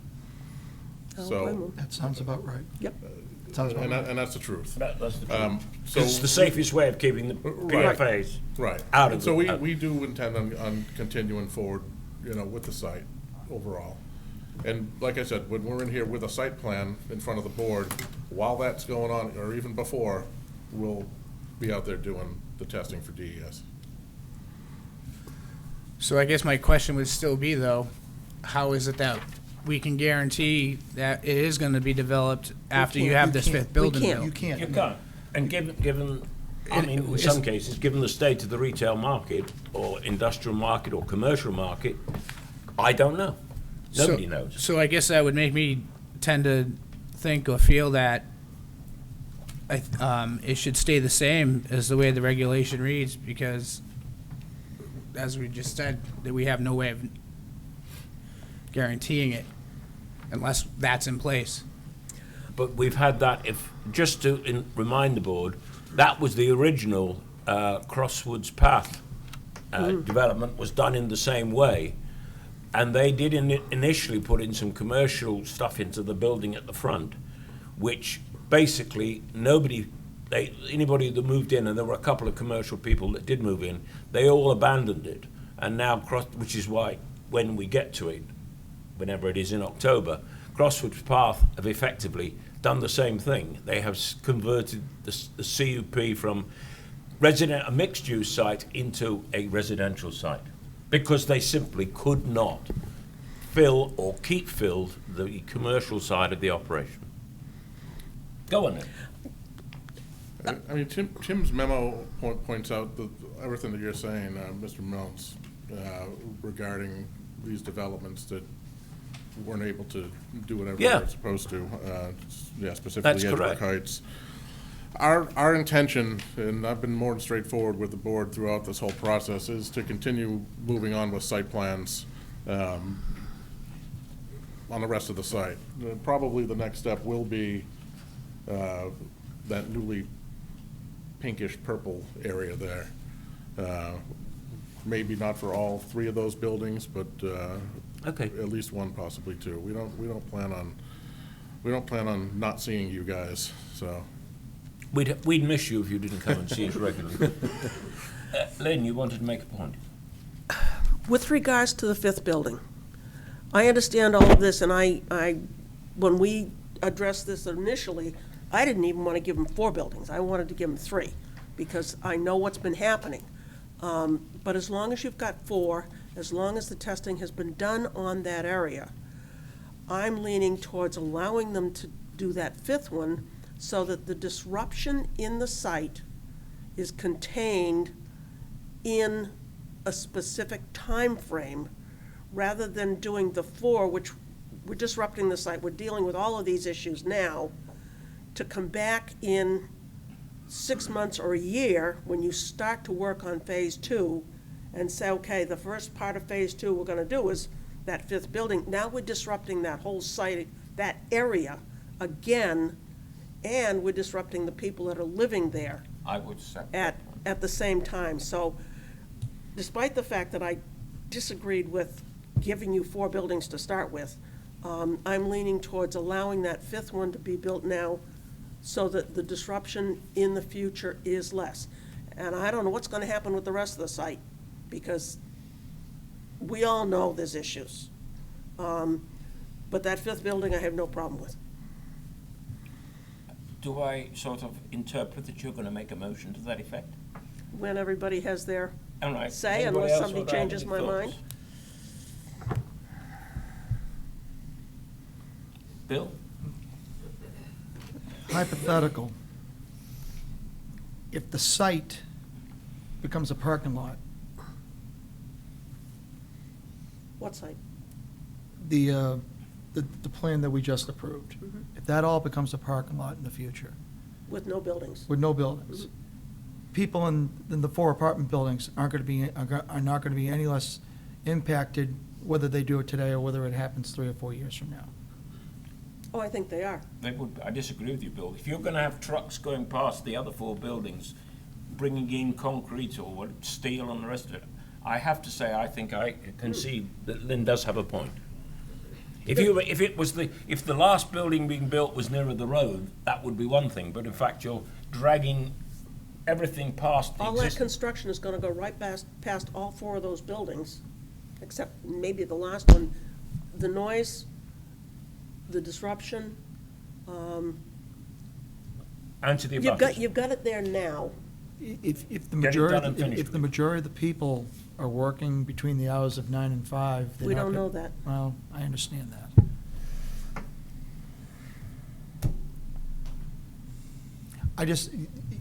You make a salient point about the whole point of being mixed use, is that it's supposed to be mixed use. And that if we go ahead and approve a 5th building, the likelihood is that it could, and there could be a parking lot could not be built out there. You'll have a lovely field sitting out there for several years, but you'll have nothing on that particular site, and it negates the spirit of what this law or what this ordinance is here in town. I can't argue that point at all. And I've But said, on- I've agreed with that all along. But I think we have done this before, and they've made a case for it. And if we allow that 5th one to be built now and the rest of it never gets built, I won't be unhappy. Oh, neither will I. But I say, let them build the 5th one now so that all the construction is done right now with the least amount of impact to everything. Nelson, you want to add a thought? Well, I'll just add a thought. I was originally of the opinion that we should hold out on building 5, and after hearing the testimony tonight and the difficulties that these people may be facing going forward with developing the rest of that site, makes me think that it may be a lot of years before that building can get built. And maybe that's okay. And I guess I'm of a mind that I'd be willing to agree with Lynn in her argument. I think It was not my original thought. Wasn't mine but- either. Wasn't mine either, Nelson. Yeah. And it's with reluctance, but, Yep. Do I hear anything? Given that, I have to point out, we do have a few other Yes. matters to do. I'll make a motion that we, however the wording is, that we allow them to go forward with that fifth building prior to doing anything else on phase two. With also the condition that before they do it, they provide to the office the information from DES showing that. That's a given, they're gonna do that no matter All what. right, okay. No, I'd like that to be a part of the condition. that should be part of the condition. Yeah, oh, it's gotta be part of it. And the other question is, do we address the buffering concern that was raised by the, I think they, Wait. I think basically Roberts? what Mark and Kevin have basically done, and I've read the correspondence, you're welcome to do it. was I haven't seen any correspondence, so I don't know No, what but- was said. My question is, does it need to be a condition, or do we, prima facie going to agree that We have there's some got sort of a gentleman's We agreement? have got evidence stated by Kevin on the record that this is what they will do. I think that's And Mark has sufficient. basically bought into it. Okay. Maybe put in that we will take the walkway that goes behind Building 5 and goes out the front? I've also, we'll make so, that's another condition that Okay. you can't, and that's Yeah. part of the agreement. Yes. If That way we go ahead. it's ironed in there. Right. Okay. Lynn has made a motion. I'm looking for a second. A reluctant second. A reluctant I'll second. second it. All right, the motion is to allow the fifth building, subject to a whole load of conditions we've discussed tonight, and that no other construction will take part on the site until we've A, seen site plans, et cetera, and everybody else is happy. And they've got 2 years. And they've Otherwise got 2 years to do it, and if otherwise they they gotta don't do come it, back. they'll have to Yep. come back anyway. Yep. I call the question. All in favour, say aye. Aye. Aye. Against? Aye. So the motion is carried 4 to, 1, 2, 3, Five. 4 to 2. Thank you, everybody. I'm delighted to welcome the chair back to the board. I thank you, gentlemen. I Thank you thank very much. everybody for Appreciate their contribution tonight. You need 2 minutes? 5-minute party break. I would recommend a 5-minute break for anybody who needs to take a 5-minute break. Since I'll be the chair, we'll have a 5-minute break. What's next? Oh, RH card. Thank you, Okay. Chair. Thank you, Kevin, for what you've done. This one should be easy. Yeah, this should be easy. I'm trying to Oh, understand repeat, be things. something else. All right, I think that's the best solution to that one. Let them do it, get it Hi, done, Michelle. get it over I'm and sorry I done couldn't with. answer you there. I'm in a planning board meeting, and that's why I didn't answer the phone.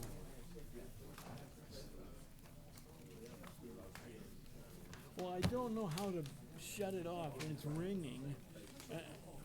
And so that, So where are you working now? Now I'm out in Portsmouth, a company called Lonza. button on top. Yes. What? The drive is actually not bad. I was gonna say, it's easier to So know. it's 101. I never had Well, okay, next time. Next time I'll do that. You wouldn't, yeah, yeah. Was it important that you were trying to get to me? the smaller company. That place was an absolute mess. The new one or the old one?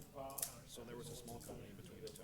Oh, okay. From Genzyme to smaller. Well, no, I'm in the middle of this meeting and I can't, That I people are think I giving knew. testimony and I'm That on was the when I board.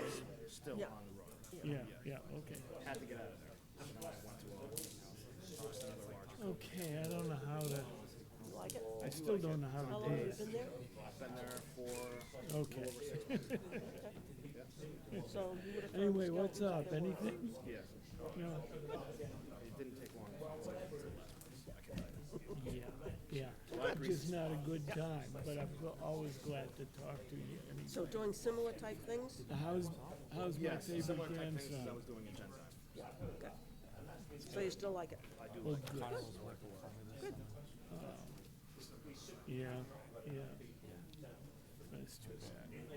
Well, okay. Junior year's the toughest. So. Right. And they're begging for rental properties. A lot of these Yeah. people don't wanna buy, if they could Yeah. find something to Yeah. buy. They want to rent. No robotics, huh? Yep. Yep, Oh. yep. Is it the fact that these are Oh, wow. not even built and they've got them rented? Gives you an idea, and they're not cheap. I thought he But was that's what taking they health want. over the summer, wasn't he doing that? How's the house? Good. What are you doing on it? Next I'm onto the dining room. Gotta get the dining room and the mudroom done before winter. At least the mudroom. We were flirting with selling it not too long ago, because we've done everything, new windows, front door. Yeah. Okay, well, I just wanted going to check to. in with you and see, we've had a But- little break here, we're gonna pick up another case in a minute. and Or you rent something for a We'll while. probably be here till midnight. That house, Okay, that house would go for big bucks I'll, right now. I'll talk to you another time. Okay, I love you, thanks for calling. Take care, Pretty bye now. Anything that's even remotely close to reasonable price is getting immediate bids, multiple bids, overbids, cash offers, because there isn't anything there. So, I'm aware of that. it's just, It's just such a weird time. yeah. Kids. Well, that's, I don't know, you know? When to sell, you're gonna have to rent. well, you Wanna could, just move in with a family member for a certain amount of time, wait for the price to come down? no. But you rent now where you don't have kids, and you've got time to have one, and it's not bad. Yeah. Yep. But no, don't move in with family. That's a, We've done that. Yeah, I lived with my in-laws for 3 years. yeah, no. Well, it was a little bit because you had your own space, but even It so, wasn't a bad it's, experience, but it was an no. experience. To learn from. No.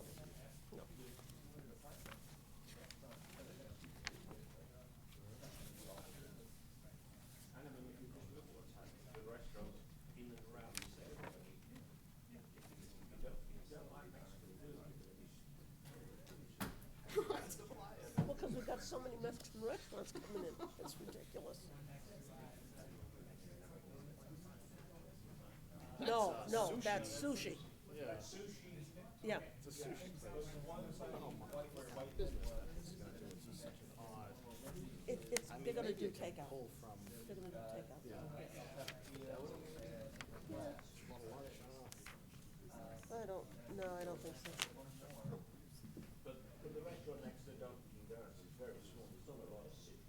No, they'll do a lot of takeout. Yeah. Yeah. Oh, yeah, they're open.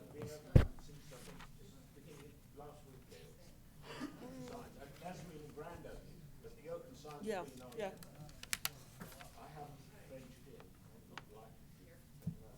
Let's get going. We can wait for Bill.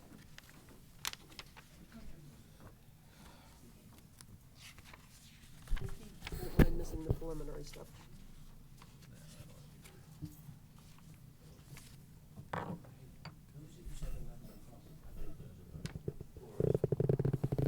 It better be.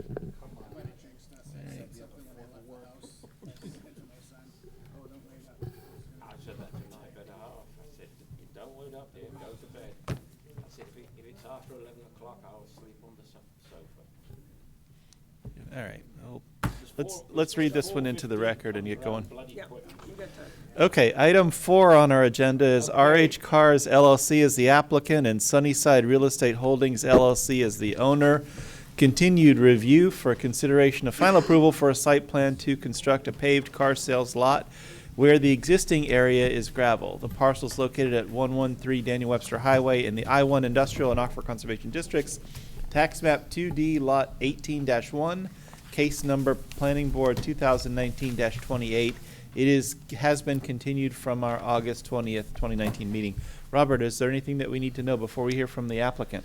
Just a quick review. Applicant was here a month ago, presented the initial site plan. The board had a few requests, and peer review had been completed since that time, so the applicant went back and revised the plan. We're fairly satisfied that Fuss and O'Neill's comments have been primarily, mostly addressed. We basically would say that we should send it back to them for one final glance, since the whole scope of their review was based on drainage, just before the end of final approval, should the board choose that it's appropriate. Couple of issues that the board, I'm sure Chad will present to you from last time, had to deal with the parking, landscaping and lighting, and Conservation Commission, the applicant has actually already scheduled that meeting, so it's really just down to parking, landscaping, and lighting at this point. Thank you, Robert, for the introduction. It feels weird to say, Chad, please introduce yourself. Tell us, but please do so. Sure. Tell us where we're at with this. Good evening, Mr. Chairman, members of the board. Again, for the record, Chad Brannon, civil engineer with Fieldstone Land Consultants. I'll be representing RH Cars LLC this evening with their site plan application. I won't go through I think Mr. Price did a good job summarizing the, where we stand with the application currently. As the board may recall, we were before you last month. There was some questions pertaining to parking, landscaping and lighting. In regards to the parking, the question was, do we have enough adequate striped parking at the facility currently? Obviously, with the amount of display area and paved area, we have plenty of space to accommodate that, but it was just primarily showing it formally on the plan and or requesting a waiver. We did ultimately submit a waiver request because there's 9 spaces currently that service the business. We're not proposing an expansion of the building. We're really just proposing some improvements to an area that's being utilized for display. We're going to be paving the parking lot and completing all the associated improvements. So we submitted a waiver request. 38 spaces is technically required per the ordinance. We are requesting a waiver that we formally call out 20 spaces, so you'd be waiving the remainder of 18 spaces for this site. We think that that will adequately service the facility, and obviously there is ample parking for vehicles that would be on site. If there ever is a need down the road, they could be added. Chad, can I make sure I got those numbers clear? You said you're providing 20 out of the 30 required, right? That was 28. No. It's 20, I believe the waiver request is 38's required. Correct. 38. Oh, I'm sorry. I thought you said 30 when you said Maybe I 38, did, I'm it sorry. kinda- It's okay. 38 that's required. I got And you. we're providing 20. Gotcha. And we've called those out, basically on the south side of the existing building. There's, I believe, 4 spaces here, and then the remainder of the spaces would be along this east side of the parking area. So that addresses the parking element, as long as the board is comfortable with proceeding with the waiver. And then in regards to the landscaping, there was some discussion at the last meeting about just providing some formal details relative to a plan that would be consistent with what's currently out there, both on the former DCU property as well as along the front of the existing dealership. So we did put together a plan out in front of the proposed parking area that depicts some landscaping. There's 4, get to the right plan here. I believe there's 4 maple trees being proposed, and then a number of shrubs that are consistent with, the nearby landscaping. So the board at the last meeting, and I think it's referenced in the staff memo, didn't say that we needed to prepare, a formal plan, but just kind of outline on the site plan what we would be proposing in order to make this proposal consistent with the surroundings. So we have addressed that. And then with the lighting, if you recall, currently this existing display area, which was a gravel lot, and we're looking to do the improvements to, is lit by 2 Eversource lights that are pole mounted, and it's directional metal halide lighting that is mounted to the existing utility poles. We did submit a revised plan that shows 4 pole-mounted lights with this particular parking lot. Those would be completely downcast, cut off, and would comply with your ordinance.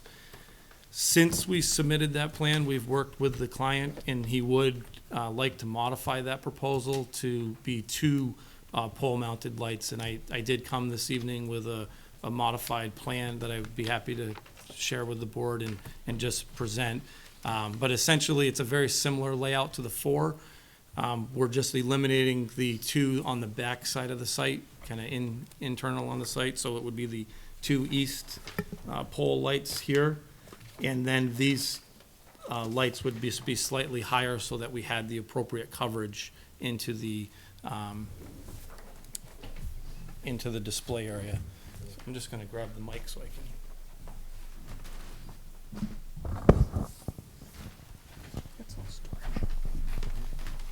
That'll be put in there. So this plan here is the lighting plan showing the 4 pole-mounted lights. And what we're proposing to do is to modify that and do 2 pole-mounted lights along the front of the property. I did bring 11 by 17 plans, and if I could, Mr. Chairman, I'd like to hand those out to the board. Yeah, please distribute them, and I'll certainly leave open for the planning board's discussion whether they want some more time to review that plan or whether they're able to digest it kind of on the fly here.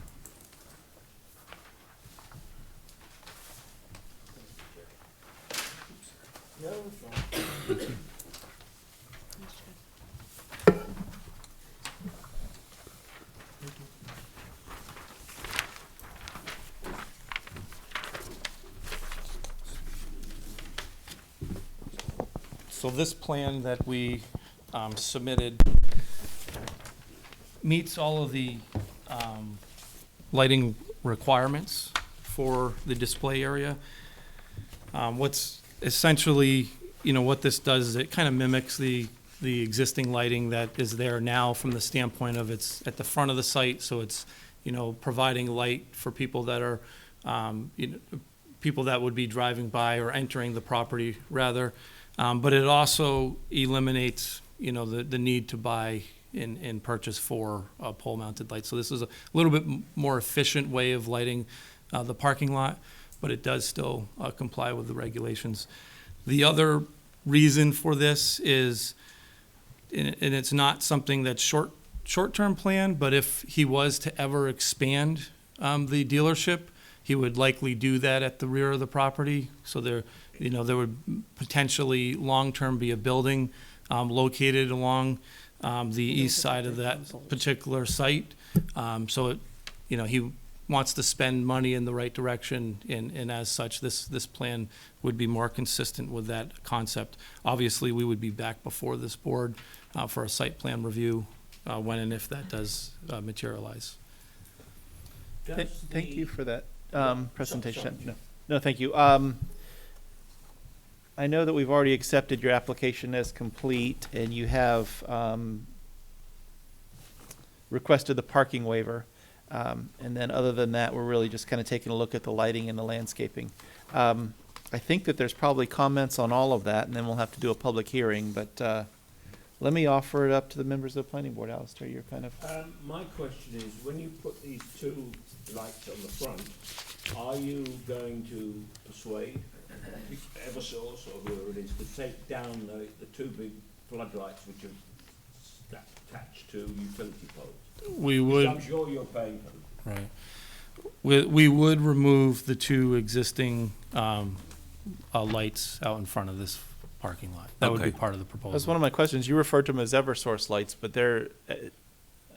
Eversource certainly isn't lighting your parking lot for you for free. It's your light, isn't it?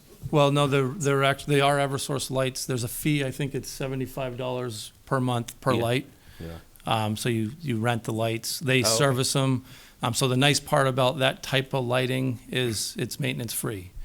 They actually come out and service the lights, and this area has been lit like that for 10 years.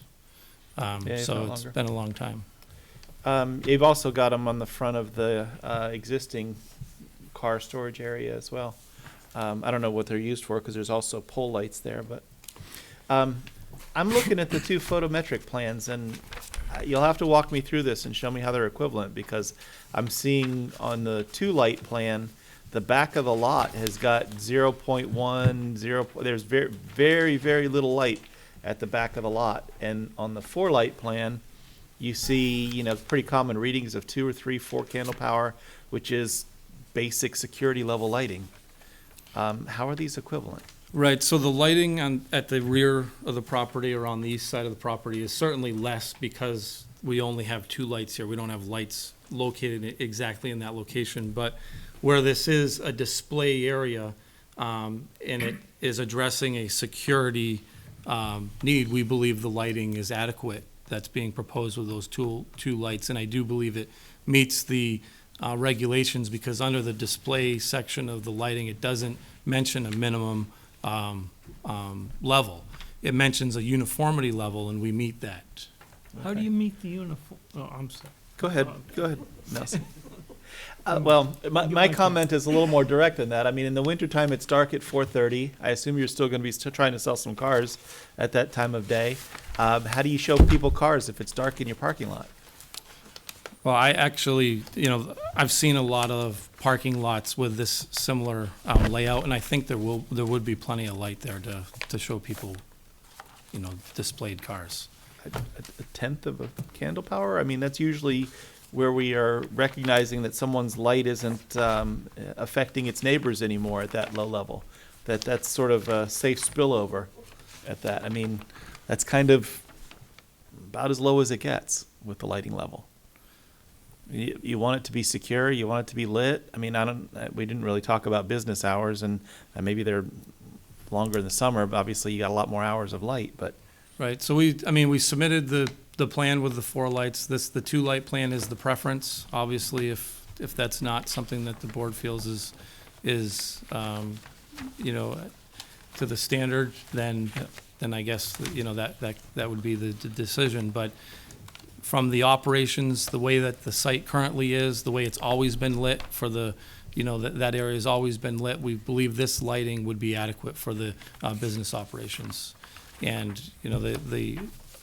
they've been running the business here for a long time, so we obviously do they're here because they want to make a change to the site, and they want to improve it, and they want to pave it, and all those things Absolutely. are nice. Those are the spaces back there where you tell your customers to go park their car before they come and take a look around. And that's the darkest part of the lot, and they got to walk over to the building or wherever else they're going to go. I'm not in love with it being that dark that far back in the parking lot. Safety, security, sort of knowing your way around, certainly taking a look at some cars that are there on display. I'd like to see a reasonable level of light there so people are safe in moving around with it. I think that may be able to be accomplished with 2 lights, but it doesn't appear that this particular plan gets there. And I don't know if brighter lights or taller lights or the 2 lights go in the middle row of the parking and affect 360 degrees, or there's some other combination that would allow you to do that. But with the 2 lights, the back part of the parking lot, frankly, a lot of the middle row of the parking lot, it's really dark. I think moving them into the middle, between the rows, defeats the purpose that they're trying to say that in the future they may want to build in that area. But maybe putting them between the parking and the existing building instead of in the middle would illuminate that back area better than having them in the front. Just another location. That's kind of what I was thinking. I neglected to sort of complement some other parts of the plan. As far as I'm concerned, what you've proposed with the landscaping is mission accomplished. That's exactly what I had in mind, is not necessarily some complicated buffers, but a little bit of streetscape. So you did that. I'm satisfied with your sense of what number of parking spaces you need and where they ought to be. So thank you for addressing that particular detail. And thank you for also offering to contact Eversource to have the pole lights that they've supplied removed. I'd just like it to be a little bit brighter in those couple of spots. Other comments or questions by members of the board?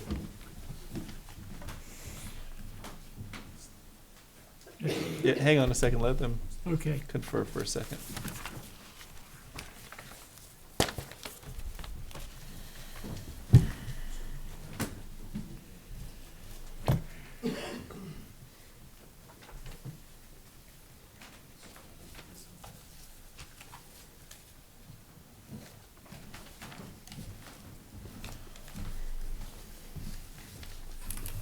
Is there anything that you want to provide for feedback yet, or you want to hear Nelson's question, or? Yes, please, sorry. Nelson? Didn't mean that in a rude way. I just didn't know which way you wanted to go with the conversation after having conferred with your client. Nelson? Okay, well, first thing, I don't get where your 20 parking spaces are for customers from the plan, and we've got some small plans here, and help me find those 20 spaces. Sure. So if you take a look at, no, flip to the site plan. 4, 5, and 11. Page 3 of 8, I think, is your best Yeah. choice. And then 4, that's 4, okay. It's What, 4, 3? 5, and 11. Page what? Page 3 of Page 8. 3, yeah. So we have 4 spaces along the south side of the existing building. Got And it. then we have 5 spaces in the existing paved area along the east side of that same parking area. Yeah. And then as you go into the new parking lot, there's 11 spaces along that east side. I would agree. Okay, and then there's 10 more, but the 10. All the rest of the 10 are Aren't sort of marked. dotted lines. Yeah, as- those are display Okay. areas. Remember we talked about at the Yeah. last meeting that Yeah, the display I areas. just didn't get the difference where it transitioned, but I see now it's really a little dotted line as opposed to a solid line. Absolutely. Yeah, okay, got it. With regard to the lighting, I think there's a uniformity ratio requirement across this parking lot in our regulations, or at least there used to be. And that's Yes. still so, and I don't think this meets it. Just looking at it, I think we should either have somebody more qualified than I to review it, if that's, you know, than to have us try and guess it here that we've met all the Well, requirements.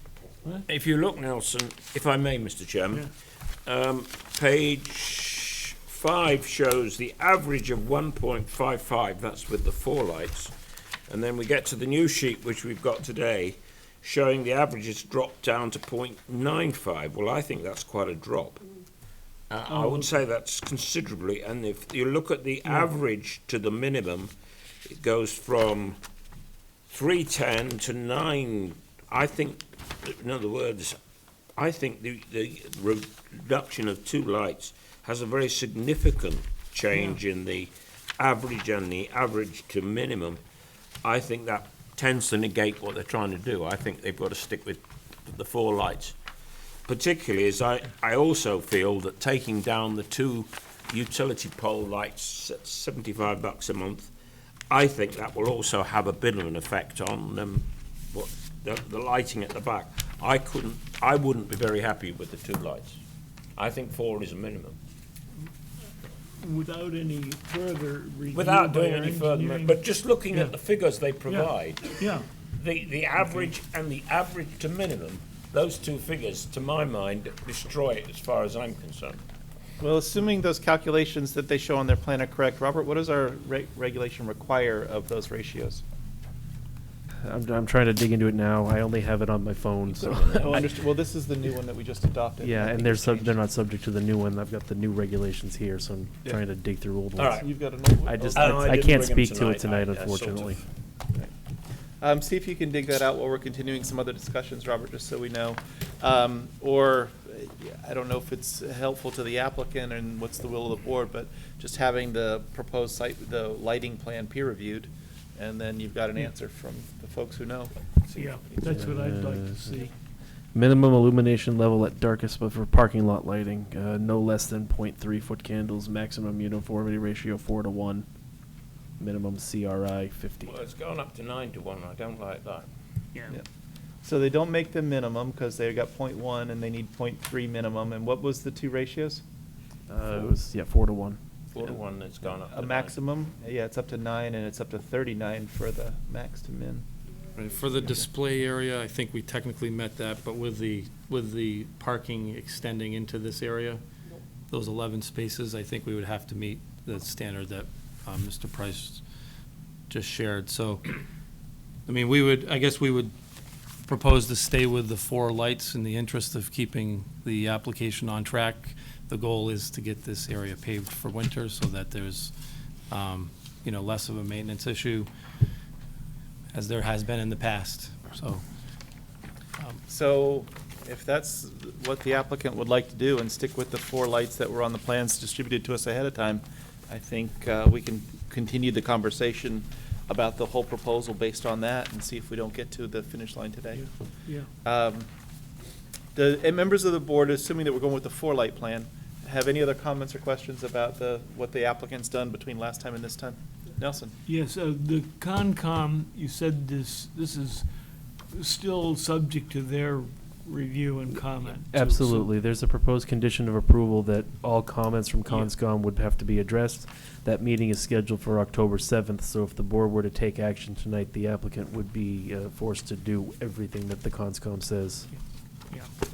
Whatever those Okay. comments might be. unless they came back here afterwards for a new hearing, Yeah. of course. I'm okay with that, if you are, or I guess you are. The state approval, don't they have to look at this driveway, or do they? Really not, I guess. The It's only driveway. parking. Yeah, the driveway's pavement. already been permitted for 2 lots, and this Yeah. is just it's really it's an expansion of a display area, so it's an existing business. There would not typically need to be an update of the Yeah. driveway permit for that. We're not proposing any modifications to the entrance either, so. Okay, and the issue with the cross easements, we satisfied that. There's a note on the plan or something, or going to be a note on the plan. Yeah, It was going to be. yeah, I called out a comment to that in the memo. Since cross easements can't really be put in place since the properties are both in the same ownership, there'd be something noted on the plan that would talk about them having to be put into place should the property ever change hands. I don't have the language in front of me, but it's in here. Chad, it's not necessarily for us to steer your project, but wouldn't it be simpler just to merge these 2 lots? And then not deal with this cross easement problem? We've talked about that, and from a financing and just long-term investment standpoint, the client would prefer to keep them separate. It's his right to do it. All right, fair enough. And is there a note somewhere that says those big highlights are being removed? I know you said so, but, and, Yeah, the lights out in front of the new parking area would be removed, both of those Eversource lights. is there a note on the plans that We say? will add a note. Yeah. We will add a note that reflects that. Okay. I think there's a note on there that references one of them being Yeah. removed, so we will modify that to show that both of those will Both of be them are removed. removed. So The what- board on- could put on that as the- a condition. On the northern part of the site, those Eversource lights exist too, but you've also got pole lights. Are they both used, the Eversource lights and the pole lights? They're both not used. There's 8 existing pole lights, and each of the pole lights actually have two kind of directional spotlight, metal halide spotlights. When my client first used occupied the property, the lighting was extremely expensive to the account of $3,000 a month to run those lights. They're very inefficient. So, again, Eversource, that option existed, so he has 2 lights lighting the existing parking lot in that location. So those existing light poles are not utilized. Okay. But the Eversource lights that are being rented have never been part of a site plan or anybody's lighting plan or reviewed in any way. I'm not aware of them being reviewed in that fashion. I mean, it was over 10 years ago, my understanding, that when they were put up, but I'm not privy to that being under a site plan review. What I do know is my client is exploring a program right now, actually with Eversource, to fit up the existing light poles with LED lighting that would be compliant, and they're going through that process. But I don't know what that time frame may consist of. Eversource will pay for it if they talk nicely to them. You have to apply to them, Yes, and I know. there's a time frame and stuff associated with that, but he is going through, that process right now. Well, thank you for that representation and explanation. I don't want to put the applicant in a place where he's got to use $3,000 lights, run an electric bill up for $3,000 lights. But I also am not necessarily thrilled with the idea that someone just threw some lights up on a pole because they wanted to without sort of thinking about any of the regulatory requirements. The idea, the representation that at least you're working on it, I think is good enough for me since it's been there for quite a long time. But, yeah, better approach in the future than just saying, hey, let's have Eversource put up some lights and wing it. Other comments and questions? Any member of the public or your butters wish to weigh in on the proposal? Seeing none, close the public hearing. The applicants asked for a waiver of parking to provide 20 spaces where 38 is required. What's the will of the board on the waiver request? Mr. Chairman, move approval. Is there a second? Second. Motion by Mr. Boyd, second by Ms. Christensen to grant the parking waiver. Robert, if we phrase that properly? Under the RSA. I Oh, need to yes, know we've got to which- cite a statutory provision for the waiver. Mr. Boyd, can I call your attention to the staff's memo so that you can choose one of the two statutory criteria to support your motion? Thank you, appreciate it. Page 2. I'm looking. Yep. Yeah, specific circumstances relative to the subdivision or conditions of the land in such subdivision indicate that a waiver will properly carry out the spirit and intent of the regulations. I agree with that, except for strike subdivision, put site plan in, and then you Site got the plan, right one. thank you, Mr. Chairman. Staff missed a ball on that one. So we're gonna use that criteria. Does that support your second? Yes. Okay. Any discussion on the parking waiver? Then all in favor say aye. Aye. Any opposed? Any abstaining? So we are 7-0 to grant the waiver. What's the will of the board with respect to final disposition of the application? Mr. Chairman, I make a motion that we grant the applicant the final approval for the site plan, taking account the memo of September 11th, 2019, plus the extra comments that we made tonight, primarily about taking down the 2 lights and leaving the 4 lights in position. Is there a second for Alistair's motion? Okay, so Paul's got the second. Motion and a second to grant conditional final approval, subject to the conditions in the memo. And of course, the Yeah, I think that's in the memo. Yeah. All right. If there's no further discussion, all in favor, say aye. Aye. Any opposed? Any abstaining? 7-0 for conditional final approval. Thank you very Thank you, much. Chad. Thank you for the presentation. Thank you. Thank you for the additional work to go through and do the landscaping and the adjustments that were done to the site. Let's see here. I need an agenda to read. Item number 5 on our agenda is Hoyle Tanner and Associates, Inc. as the applicant and OVP Management, Inc. as the owner. Continued review for consideration of final approval for a site plan to construct 40 multifamily residential units. The parcel is located at 360 Daniel Webster Highway in the C2 General Commercial, Aquifer Conservation, Elderly Housing, and Planned Residential Development Overlay Districts. Tax map 4D3, Lot 1. Case Planning Board 2019-22. The item is continued from the July 2nd, July 16th, and August 20th Planning Board meetings. And with this item, as well as with item number 6, I will recuse myself from the consideration of the board and turn the gavel once again over to our quite capable vice chair. I don't know about the capable, but You've got the thank you, Mr. Chairman.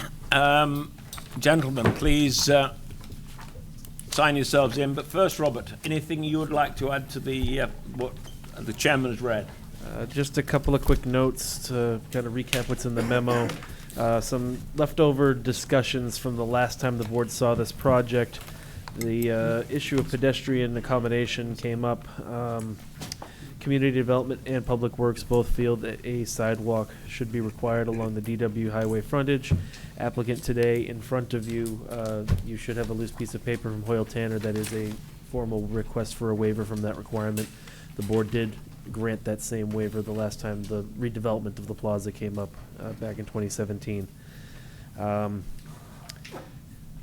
Site access, just want to make note the applicant, and they will talk about it as well, they did address a lot of the fire department's concerns with the original access drive. They lessened the grade, they widened the road. Fire department is currently requiring a secondary means of access to the apartment area of the site. There is no town regulation that has that requirement, so it will be up to the board to determine whether that second access is actually going to be necessary.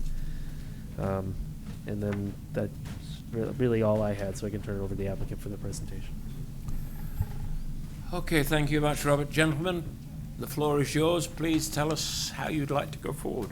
Sure. Thank you. Bill Davidson from Hoyle Tanner. Also with me is Rob Barsamian and Marisa DiBiaso from Hoyle Tanner. We were here last, I believe it was in July. We've made quite a few changes to the plan. I can go through those. We've also met with the Conservation Commission. They had I think there was about 3 different comments that they had, mostly dealing with fertilizers that we've addressed. We've also met, as Robert said, with the fire department.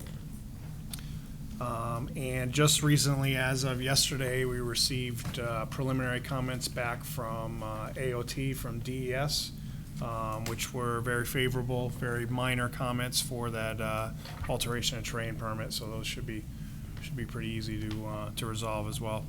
So I'll explain. I'll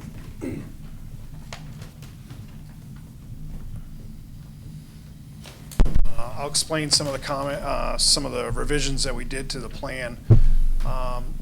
Originally, we had the entrance going up to the apartment complex, coming right off the middle of, you had to drive through a drive aisle through the parking lot. So we've reconfigured that. I think it was a concern here at the planning board. The fire department also had that concern, so we took that to heart. And we now have the driveway. It's when you come in, you're more off and have a separate entrance for that. Comes up. We had it originally. We had a little difference of opinion on the driveway. We had originally designed it at 10%. There was some concern with the fire department about that. We now have it under 8%. It's about 7 3/4%. We went from 22-foot wide drive to a 24-foot wide drive. What that did was changed a lot of our grading. So instead of being able to rise up quicker, we had it less steep, and it caused a little bit more grading that we took. But there was considerable effort for that. The majority of the parking lot, once we got up, is still remains the same. We were able to make that grade difference up by lengthening the driveway. That's basically what it was. There is in this area here, there is 8 parking spaces that need to be painted as an island so that we can have the cars entering and exiting the apartment complex, as well as still having vehicles to go around to the back of the building. The fire department had some other concerns with hydrant locations and all those things. I think we have no problem addressing. The one question or one comment that the fire department did have was the secondary access, and I think Robert explained it as well, that it's not in the regulations, but it's something that I'll let Rob speak to this, because we did try to chase this down and see what we could do with that. Yeah, so regarding that second means of access, his thought, I think, after meeting with Bill and Marissa, was that we would do some kind of an emergency access to the abutting property behind us. I can kind of identify.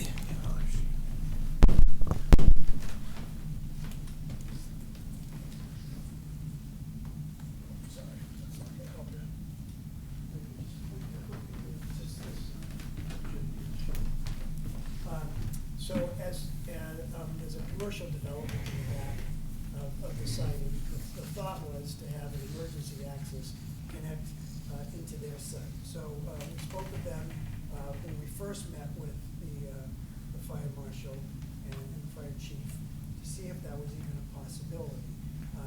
And they wanted a little more information. So the second time we spoke with the fire chief, he was saying that that was something he really wanted us to look into to see if we could come up with an easement area and to satisfy our neighbor.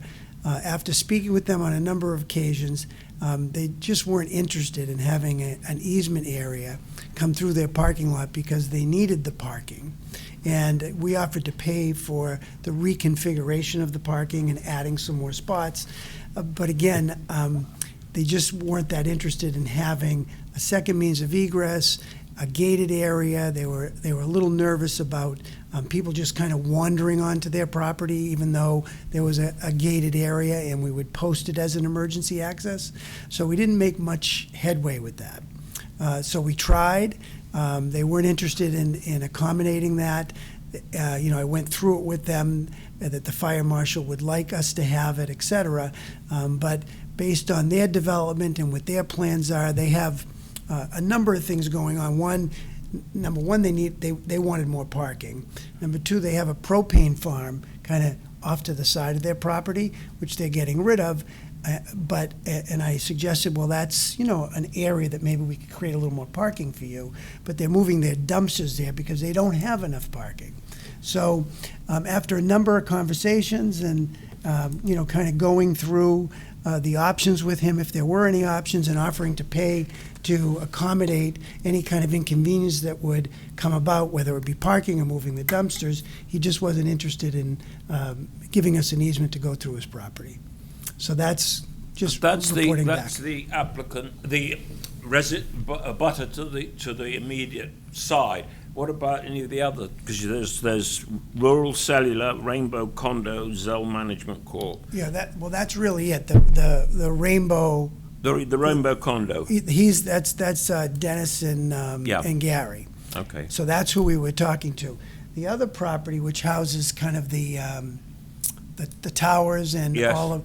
If you look at the grade from where we are to that area, I know. it's very challenging and it wouldn't be easy to get there, number one. And the way that building is configured, you'd have to kind of go around the towers, around the building, and I don't even think we could really get there. So I didn't approach him at all, because the easiest one was obviously the abutter that we spoke with. So that's where we're at with that. Can I toss one other thing in? Because we've heard this discussion before. If we go back to the outlet mall, for those of us who were here, we spent a lot of time trampling around the backwoods there trying to get a second access for the outlet mall, and in the end we came up with the suggestion that a sidewalk was on the outlet mall was widened to the point that they could get a fire engine up the sidewalk.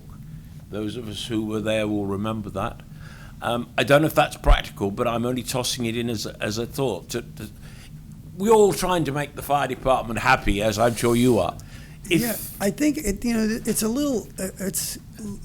I get that. I mean, we're talking about a building that he can access the whole building with the fire truck. I know. So that. it's not really can he get to the building. I guess his concern was that, let's say, for example, the road was blocked.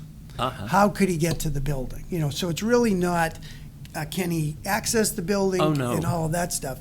And the long and the short of it is, if he wanted to go through the back of our property onto that guy's property, he could do it. I mean, there's nothing stopping him. We don't have a fence up. There's no curbing there. Yep. It's just paving. But we asked, and I did whatever I could possibly do to convince him that it was a good idea and that it wouldn't cost him anything and that we would basically take care of any kind of replacement of parking and dumpsters and all that stuff, but he just wasn't interested at this time. Okay. So that's where we stand with that. But what about the idea of widening that the sidewalk to get a fire truck up there? Because that's what we had to do at the outlet mall for exactly the same reasons. Yeah, they wanted a second access in case the road was blocked. I think when you look at the grading of I know that it's road, severe. and we actually just widened it another 2 feet, and then we do have a sidewalk already on there, it's almost like carving another road into that I area.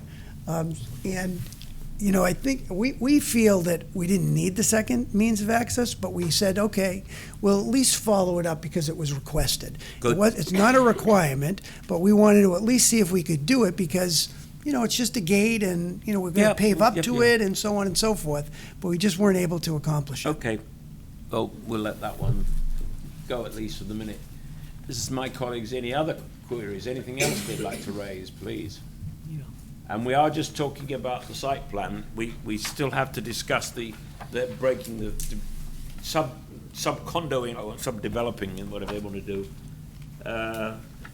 That's a separate page. Don't get onto that yet. We'll get to the other. It was a secondary access question, Yeah. and for the people in the community that know me, they're gonna be flabbergasted that I'm actually asking this question.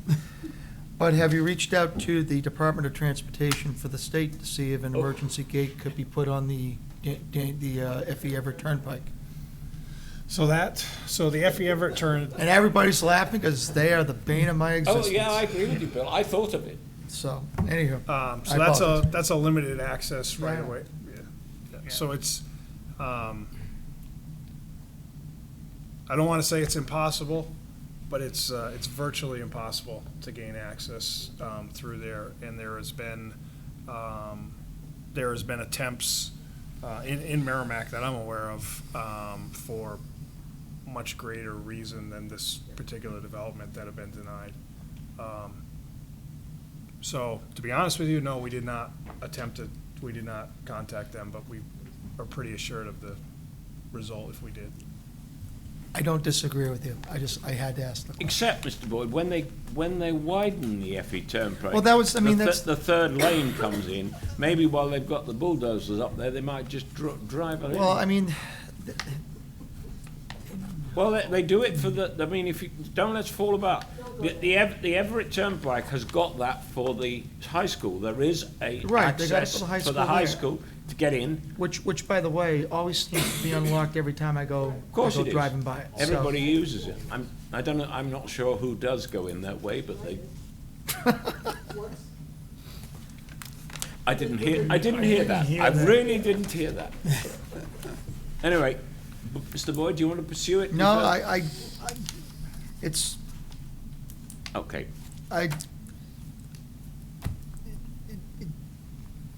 I'm not gonna go there, but it's an interesting question that could be asked, considering we are gonna be talking about the widening of that road as part of the 10-year plan that's gonna be coming up. And I'm not shy, so. No, I agree, you're not. And You know, maybe having- you and the chief between you could persuade DOT that it's a good idea. You know, I think there's there could be an opportunity there at least to raise the question. So, you know, there are meetings coming up and it will be. We'll leave it in your hands. Okay, I guess so. And if it happens, we'll give you an easement over our property to do it. There you go. We've got that. All right, that's a commitment you've just made, which will be on the record. problem. I appreciate that. Thank Any you. other points, any other questions anybody has? Yes, I have I know some we still got questions. to talk about the sidewalk along Daniel Webster Highway, but Yeah, well, I was, Nelson, carry on. I was interested in talking about the entrance, the traffic, the automobile entrance to this 24-foot road. Where it comes down, if you look at page C6, there's an area there where it's kind of hard to figure out what's going on. But there's a stripedy place. There's some parking spaces shown right at the bottom. And then there's 4-foot wide pavement markings in a striped area there. And what is that all about? Sure, so, where that comes down, so I'm looking at C6, that's what you said, right, Nelson? Yeah, that's where I found So it. C6, where it says R4, that's an actual radius for the concrete, for the granite curb. Yeah. That's a call out for that. So C6, there's a lot of, this is a layout plan for the actual horizontal and vertical, or this is actually the horizontal curve information so that can get laid out. So that's what a lot of that is. So right now, we have an 18-inch white stop bar that's there.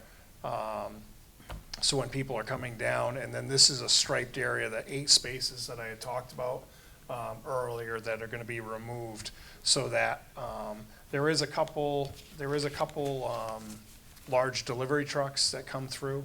So they would still be, if we had parking spaces here, it would be cut off from access to the back of the building.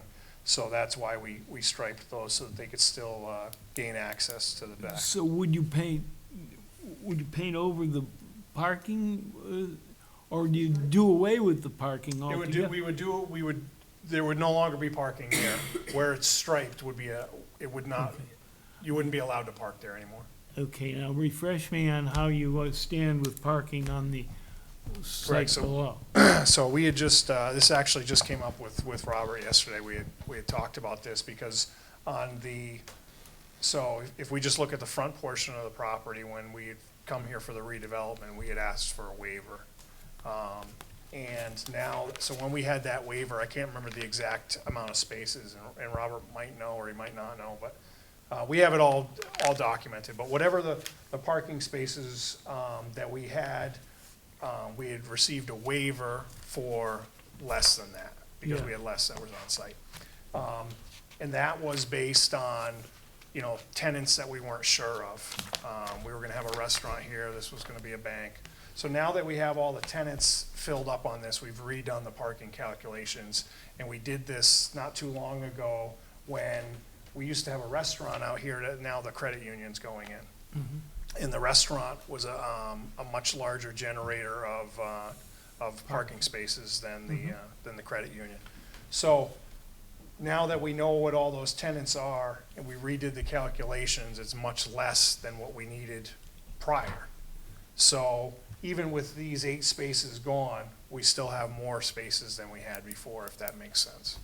Okay, does it meet requirements, or is it still needing a waiver? So, because of the calculation of the tenant mix that's there now, the board granted a waiver for a certain number of spaces, but what he's saying is that the current tenant mix is still below the amount that the board required by way of that waiver.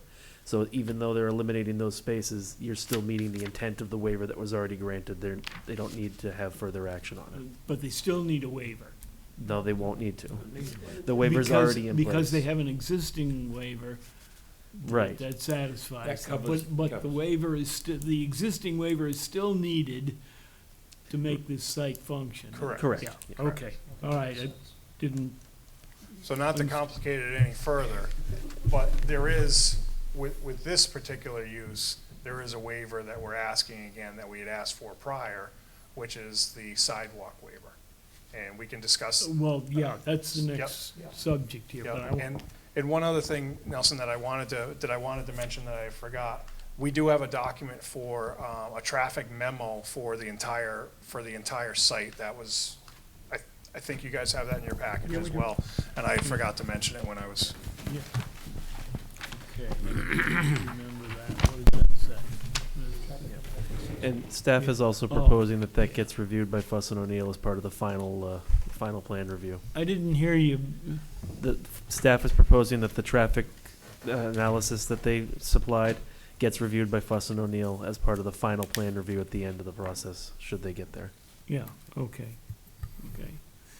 So then, once traffic gets down, once you get on page C6, you get through there, those parking spaces go away, basically, and you get paint there so that nobody will intrude on it, so you can make your deliveries. My other question had to do with access to the delivery section on the side, whether that was still used, but I guess it is. Yes, it is. Yeah. Yes. And does that go into the trampoline place, or what's the? It goes to the back. I believe it goes to the restaurants that are there, the Dollar General. There's a Oh, it number. goes to all of them? Yeah, it goes all the way around the back. Nice, yeah. Oh, I see, yeah. All right. Okay, now I wanted to follow that pathway down to the Route 3 highway, and I'm having a little difficulty with that. I can. C4 is the best picture. Yep, I'll show this. Oh, okay. This plan, it's a color up, so, we did change a little bit. I believe the last time we had a sidewalk that was on the, on the east side of the access. What we did was bring it to the west side. Yep.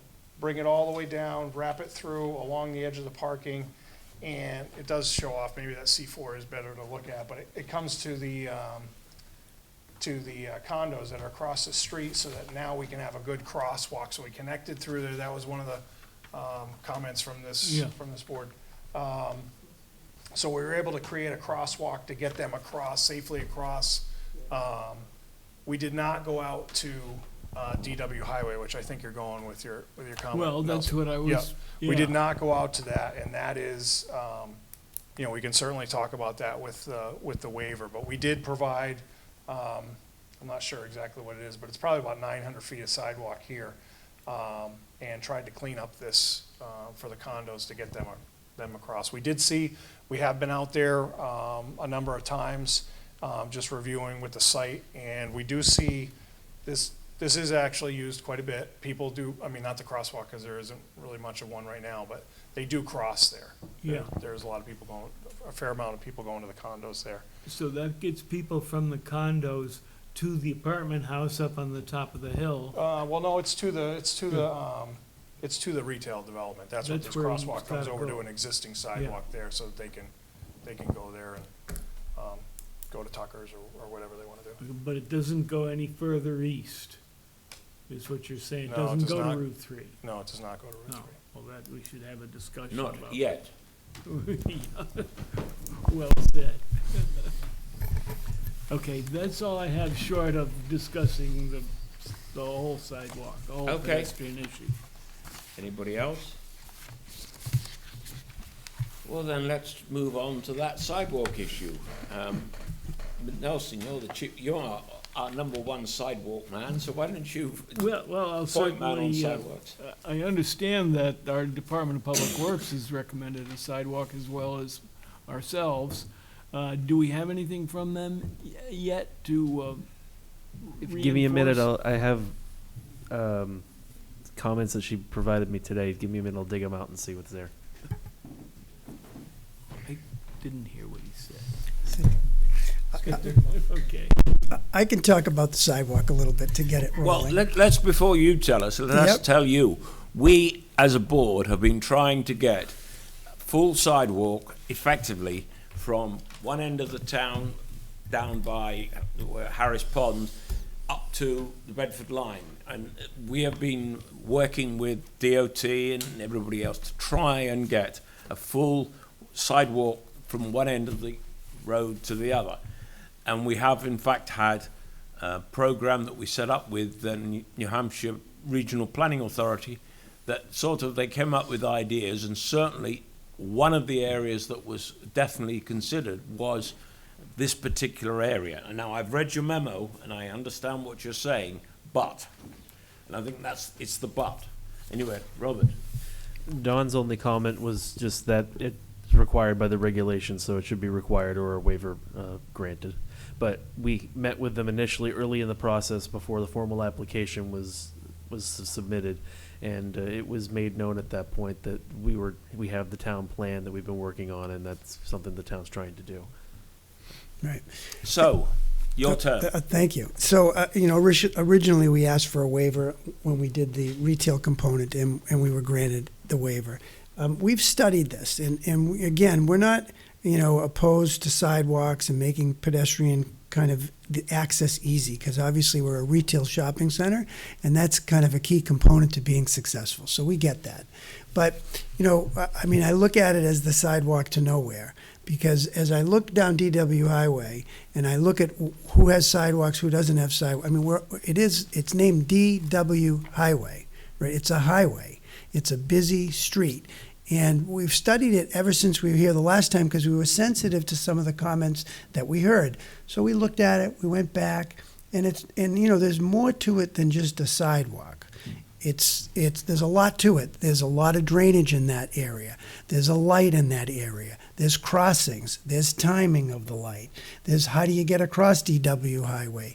So there's a lot of pieces to the puzzle, and what does it really do for us, and who goes there? So we went in the morning. We went in the afternoon. We went in the evening on 9 different occasions, and we did not count one person walking on DW Highway.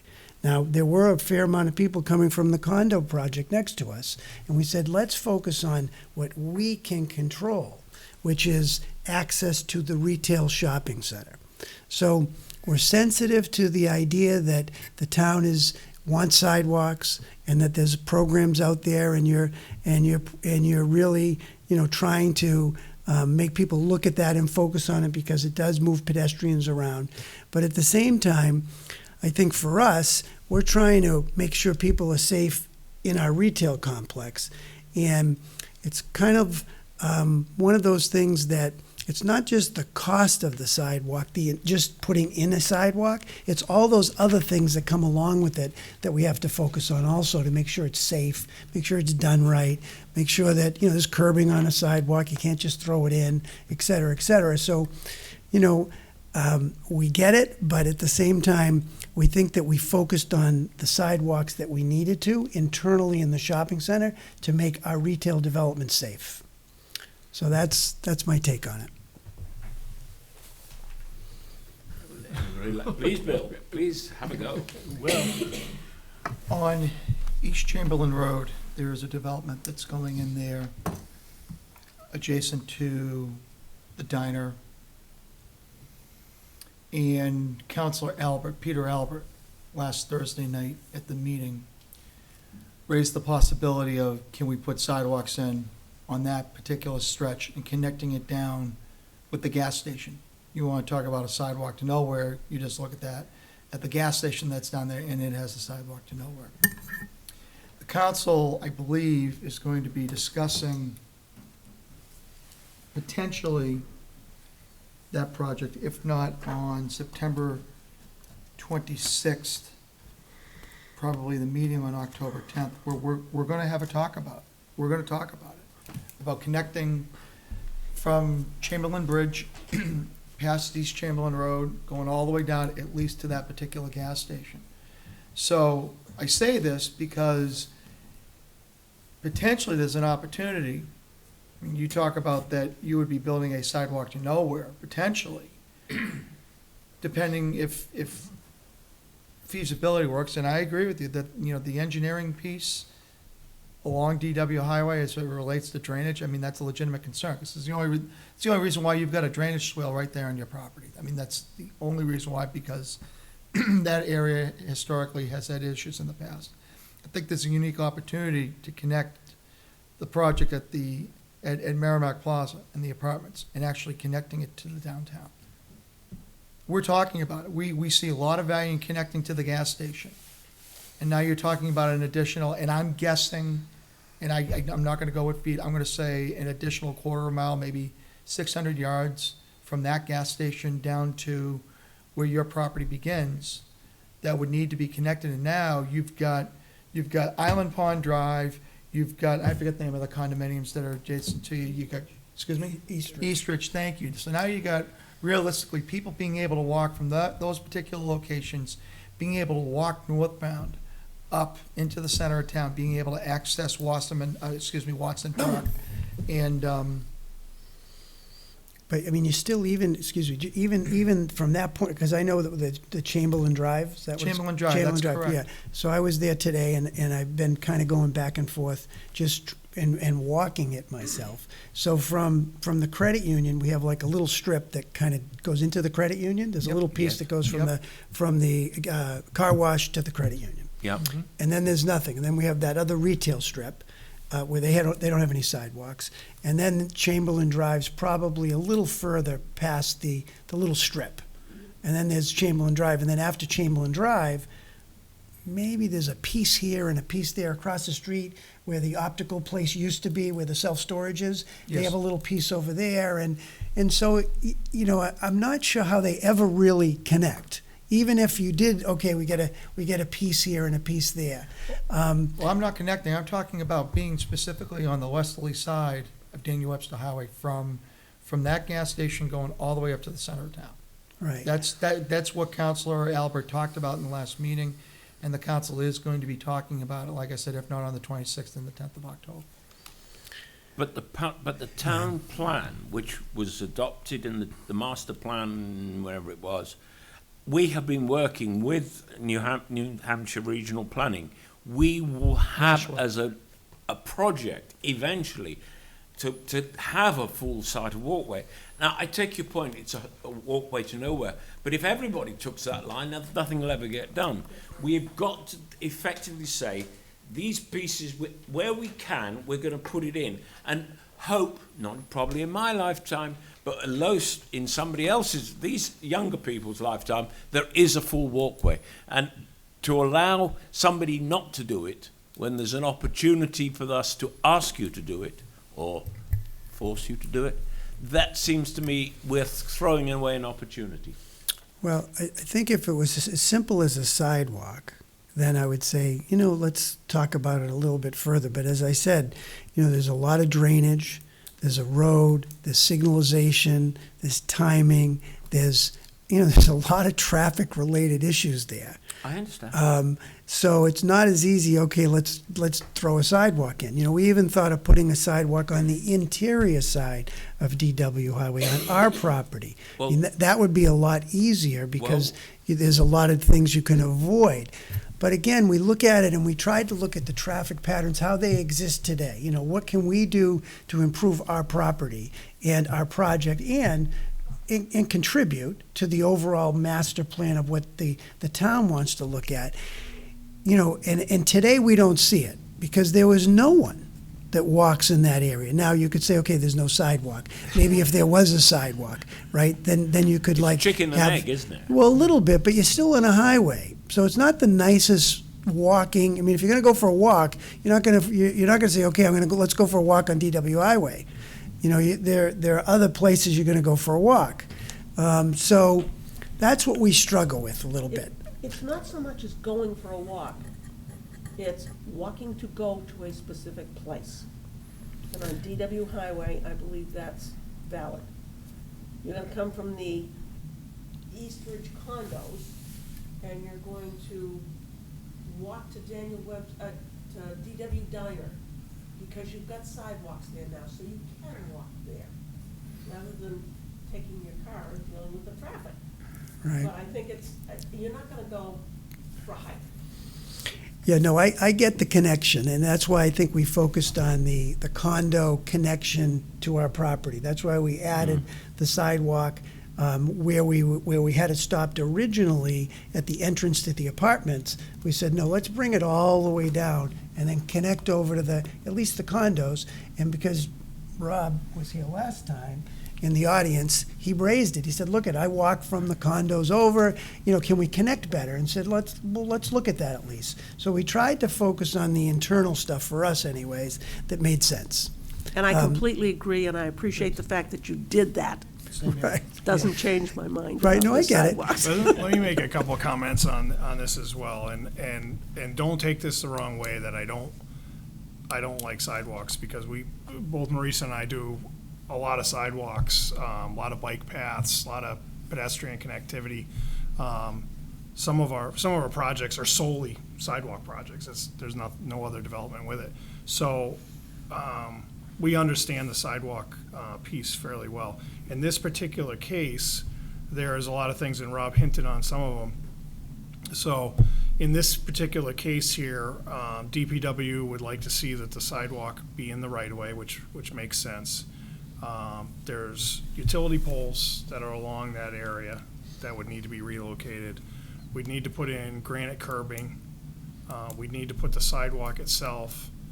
That would bring it down to the signalized intersection that's not set up right now for pedestrian phase, which is a fairly significant task to reconfigure that. There's a whole host of problems with that sidewalk, and I'm not saying that it's unachievable, but it's for lack of a better word, it's a large burden to undertake that for,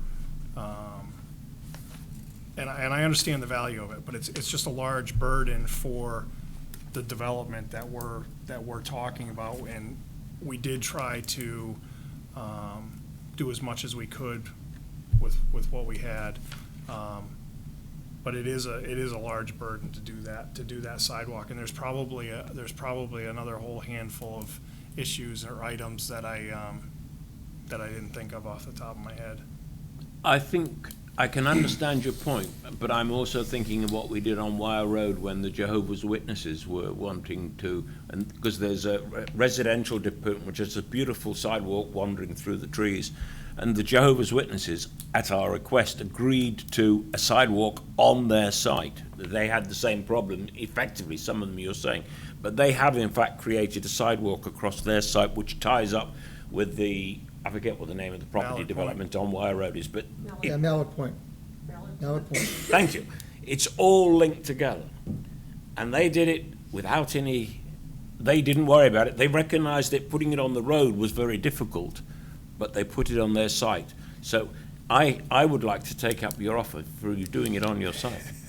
Well, it wasn't an offer, but it was a thought we had, and maybe it was a bad thought, but it You, was a you thought. tossed the ball up, I Right. just backed it back. So I guess I would look at it, you know, I hear you, right? I hear the concern the board has with sidewalks, and we want to be a good neighbor and a good participant. You know, one of the things that was said the last time we were here, and we didn't follow up on it totally, but, you know, I had suggested, well, could we contribute to a fund? And you guys can decide where you want to use that money for sidewalks that you're working on currently. For example, I know the town has some grants, I know there's some sidewalk work going on, and, you know, I think we would be more favorable in looking at that opportunity. For example, giving you $10,000, let's say, to the sidewalk fund. I don't know if I'm saying the right terminology. And you could use it, whatever sidewalks you're working on in the town, I have to to tell you benefit that the that's- town. We've had that before, and we looked at it on for the site on Continental Boulevard. And at the end of the day, because for some legalistic reason, and I can't remember the law, we actually had to give the money back because we could only expend it in the area of the property. Correct. So if you gave us $10,000 and we wanted to move it down, you know, a bit further down the town, the answer is no, we can't do that. Well, I'm not, I don't know how your, you know, wording is written on that. If there's, I mean, I know I've done this before with different towns, and our condition on it would be none. There wouldn't be a condition. No, it's not your condition. It's the state's and town's conditions. Am I right, Robert? Yeah, I only know the story of it. I unfortunately don't know. You weren't the here when legal it Is there, behind is there a yeah. mechanism, though, that the town has for that kind of a gift? Yes, there is. I unfortunately don't know how it all plays out. Councillor Boyd will Which is explain. why the town council, as I said, is meeting on September 26th. According to Mr. Price's memorandum of September 12th, he's asking that the application be continued to October 1st. So the reason why I raised those two particular dates, and I appreciate the suggestion that Mr. Barsamanian is making tonight, I would like to see whether or not Mr. Barsamanian would be willing to have an offline conversation with the town manager to see if there's something that can be talked about in arrears while this particular process moves forward. And then the town manager can engage community development, and if we need to get our legal eagles involved to make sure the i's are dotted and the t's are crossed and everything is kosher, to me, that would be the process that I would approach as it relates to the conversation that we've just had. I'd rather engage the town manager and see what can be done at that level and see what the process would be if something like that could be Or approached. could you also, at that point, involve Mr. Thompson, the community development? Exactly. Because he was part of the last time we Right. tried that little game. Right. And in the end, we ended up giving the money back because No, I we didn't understand spend that. it. But what I'm saying is that if. Yep, go for it. I think there's an opportunity to be had here, as it relates to maybe not. All right. Maybe not getting everything, but at least, again, moving southward, if if you're Yeah, so no, look inclined at to it. have a Again, conversation. we're not, we looked at this, and we studied it, and we said, okay, how do we tackle it? There's so many issues that are wrapped into it. It's not just easy as, okay, let's put a sidewalk in. It's gonna cost, $25,000. Well, it's more than that. We have a lot of detention areas in those areas. The grading has to be changed. We have to put the granite curbing in. We have a light. How do you cross the light? The timing of the light, it just keeps going and going. And then DPW, I think when we met them, they wanted a full-blown study on the sidewalk. It wasn't just putting the sidewalk in. So it's like, okay, where does it end and where do we begin? And for me, it's like the sidewalk to nowhere. I'd rather say, do you have a project you're working on now? We'll contribute some money to it if it makes sense. Right, which is why And I if it said, works out, if we can have an offline conversation with the town manager, maybe be that's, more than happy to do it. that's all I'm getting at. Yeah. And I appreciate the gesture, I really Yeah. do. Thank you. Well, is it the wish of the board that we therefore leave this little particular piece of information? We pass it over on the basis it's sort of written into the minutes that or the agreement that there will be a discussion and finalised between parties not present in this room. Correct. We're fine with that. I'm not hopeful that this will lead to success. It sounds good, but we've been over this path before. You're with For me. a lot of years. Yes. We've been trying to Yes, build yes. sidewalks in this town. And we always come to dead ends or things that are not legal or things that, I get the money, you have to spend it within a year or two or it's gone. It goes back to the original developer. There's a lot of state law involved. It's not as simple.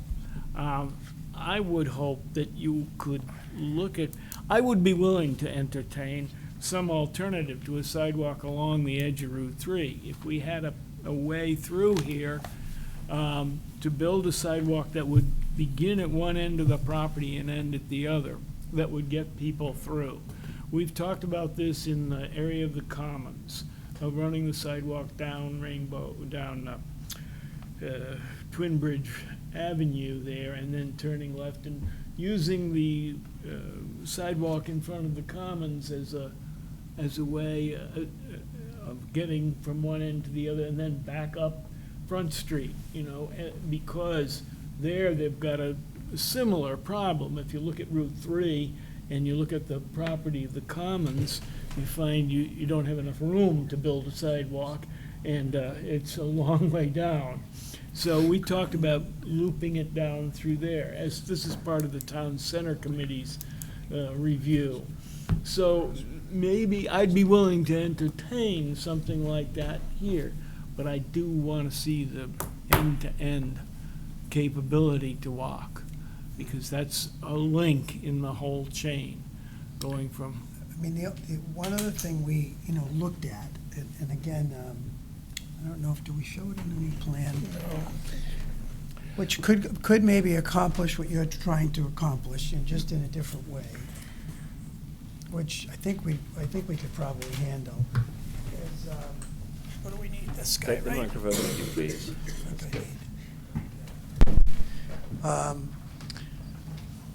So right now, the credit union, it has a little piece of sidewalk from the car wash. That's right. And it kind of goes into the credit union. If we were somehow to, I think we'd have to look at it again, bring the sidewalk down to our sidewalk in front of the retail development. Obviously, we got them across here, and now we've already made this connection. Yeah. Does that, I think I can get my head around that.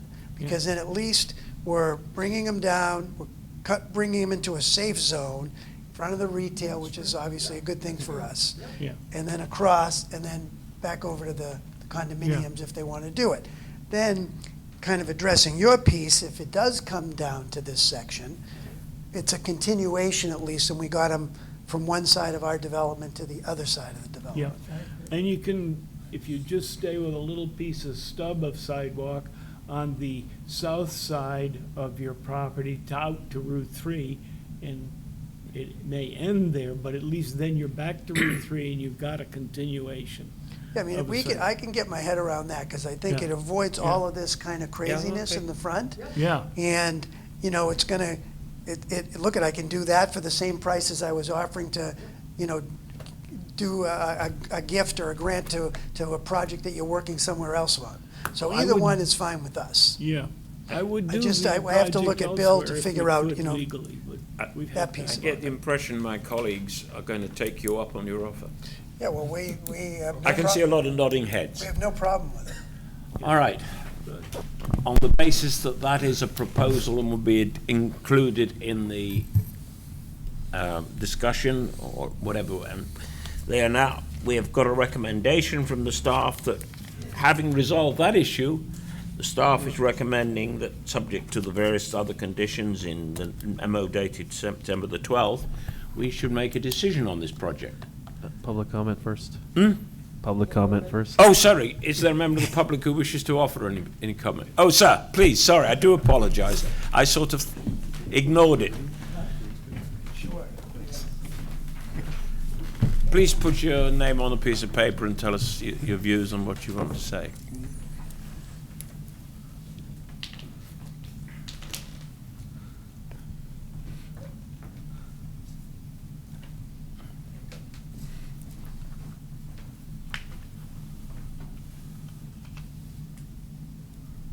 Hi, my name's Robert DeFreitas. I live over in Eastridge. Since they just showed that they're going to be putting a sidewalk from the new development on the, what would that be, the west side? So that means all the foot traffic will be coming from the south side and then heading north towards the retail spots. So my thing would be the crosswalk that comes from Eastridge over to the retail section, to have that. I'm trying to think of, in Nashua, they have that lighted crosswalk. I'm not sure if you guys are familiar with that. I am. Something like that, because I don't think a traffic light there would be. Something. They do have these, I'm seeing them particularly more in Massachusetts, where they have these crosswalks with, eventually, if somebody's there, they will flash and stop the traffic. That's what you're really saying, isn't it? You want it somewhere so that it is possible to walk across the road safely. Yeah, because it looks like all the foot traffic now is going to be coming from the south side and then having to cross that road. Yes, I get you. Yeah, just something, I'm not sure what you would do there, but I don't think a traffic light's, that's probably too much, but something to make it safe for people, not only cross. from Eastridge, but also from the new development. Okay. Yeah, that was it. Okay. I understand what you're saying, sir, and thank you for your input. Does anybody else want to add anything from the general public? No? Right. Well, gentlemen, please, could you perhaps address that one comment? Sure. So, the piece of equipment that he's referring to, it's called an RRFB. It's a rapid rectangular flashing beacon. So it's basically you come up, you push a button, it flashes, you're able to cross. They're not generally used in parking lots like this. I think in this particular case, we could get away with having signage on both sides. And then I'm sure everybody's seen the small like neon pylons that are in the center of the crosswalk. Yes. That, I think that would probably be sufficient for this type of crossing. I think Well, so, that's fine. too. We'll add that in. All right. I'm still listening. Yeah. I would agree with his Oh, yes, I suggestion. think it's a great Yes, idea. yes. Good idea. And I thank you very much for your suggestion, sir. Thank you.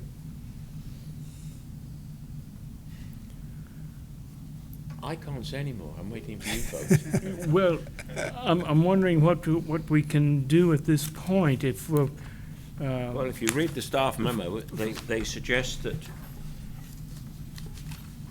the staff recommends that the board grant conditional final approval to the application with the following precedent conditions to be fulfilled within 6 months prior to planned signing. And we've added 2 or 3 things during the course of the discussion.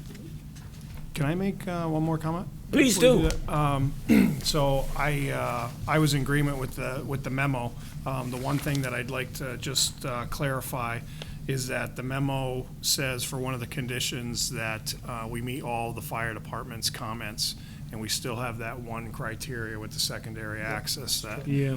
I'd like to get some Well, feedback. we've suspended that until the turnpike's widening when we'll get the ramp. If we get that. If we ever get that. I think we have to recognise that we can't force you to do it, much as though the fire department would like it. I do understand the difficulties, and if you can't get your neighbours to cooperate, it's a bit difficult. I applaud you for the trial. I mean. Yes. the fact that Oh, you- God, yes. that you, I agree. Did, try Okay, and do so it. subject to Yeah. that one thing being removed, I make a motion.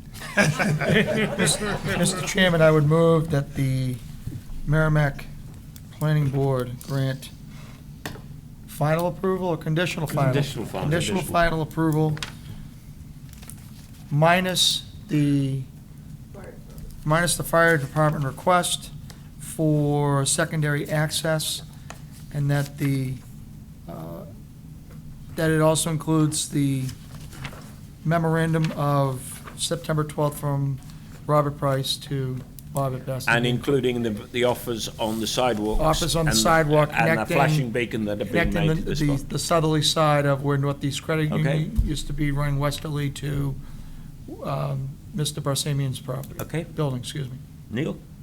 That's in regards to the offer of making the sidewalk be connected on their property, Yes? not accepting contributions. No. No, that's, To that- have that's, us look the other way. not Okay. doing that.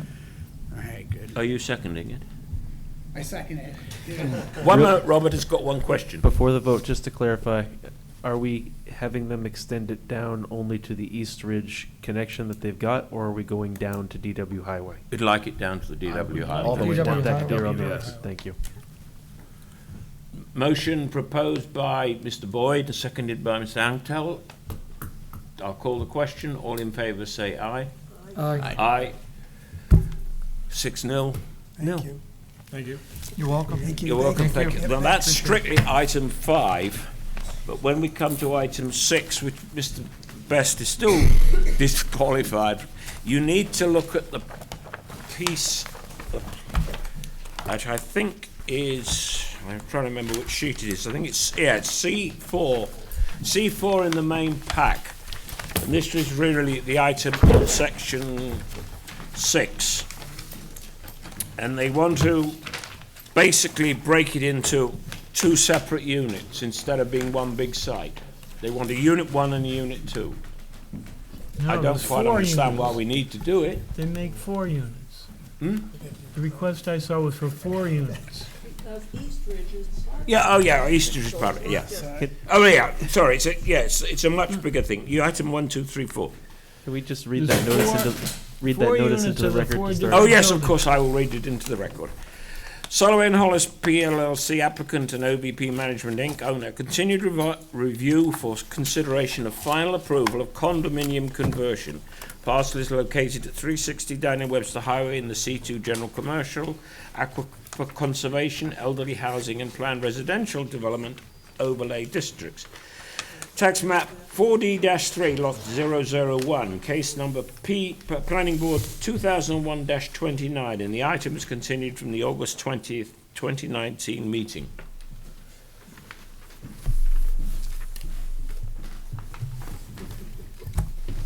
Just tell us what you're trying to do and why you want to do it. Bill Davidson again. And this is the condominium site plan. It's been revised slightly. It's gone back and forth between the attorneys and the surveyors. So we've modified this plan to show the common area, the unit 1, 2, and 3. Unit 1 being the retail. I don't know if everybody, does everybody have this in? It's just, we've all got C4. Yeah. I mean, that should be separate, but no doubt it will be so administered. So yeah, it's just basically a condominium plan separating the four units, which are the 4 separate buildings. Go on, Nelson. Question, is he finished, or? I think so. I just had some questions. First off, this is a little different than a usual condominium. I noticed you called it an air condominium. And it's because you're condominiumizing the air inside of the building, or something to that effect? I believe that's the case, or the volume. Yes, yeah. Mr. Chairman, or maybe I should ask Robert this, has this been reviewed by town council? This no, it is No. not. This is an unusual kind of condominium, and I would not want to do anything without the approval of town council on a thing like this, so their review of it and their comment. Because I don't know exactly what all that means in terms of the legal Well, I will ramifications. note that condition 5 is that any applicable legal documents that have to get created as a part of this, and there would be condo docs generated as a part of this, would have to be reviewed by the town's legal counsel. So by doing that, they'd also have to review the plan as well. Well, there's two different things. One is to review the documents, and the other is to advise us as to whether this is a good idea for the town. I think I'm looking for more than just a review of an after the fact. I'd be looking for their advice on something like this, if this is the right way for the town to be doing it. And that's So, That's my are you concern. making a suggestion that we continue this until the town's legal authorities have had a discussion and reviewed it? Yes, I'll make a motion to that effect, even if, unless others want to speak to this.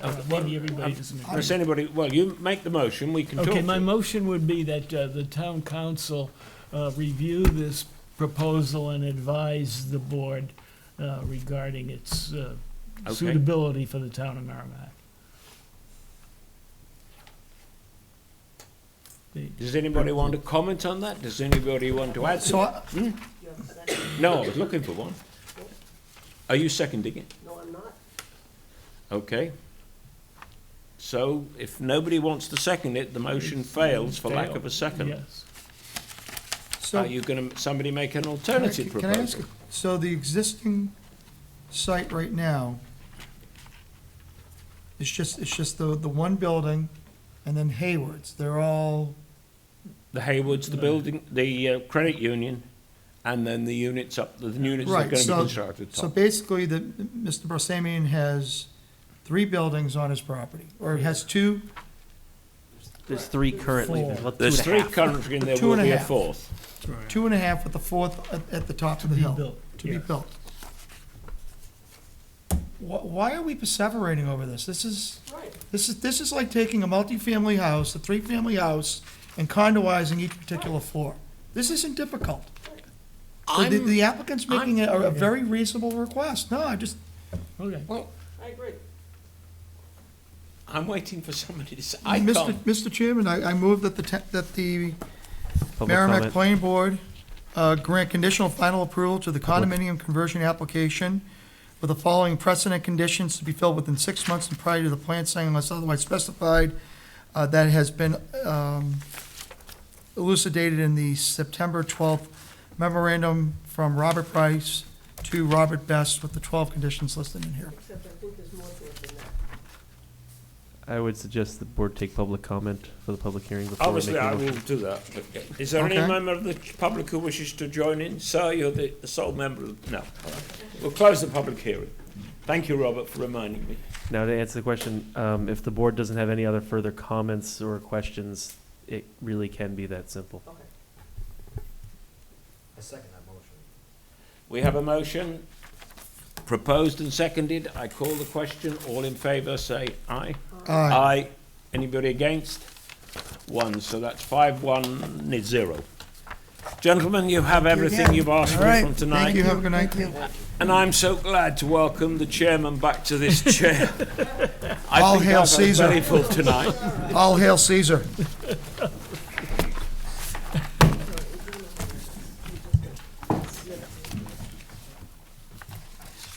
Okay, that's that page. Thank you for your attention to running the meeting for a little bit there. We are up to item number 8 on our agenda, which is discussion and possible action regarding other items of concern.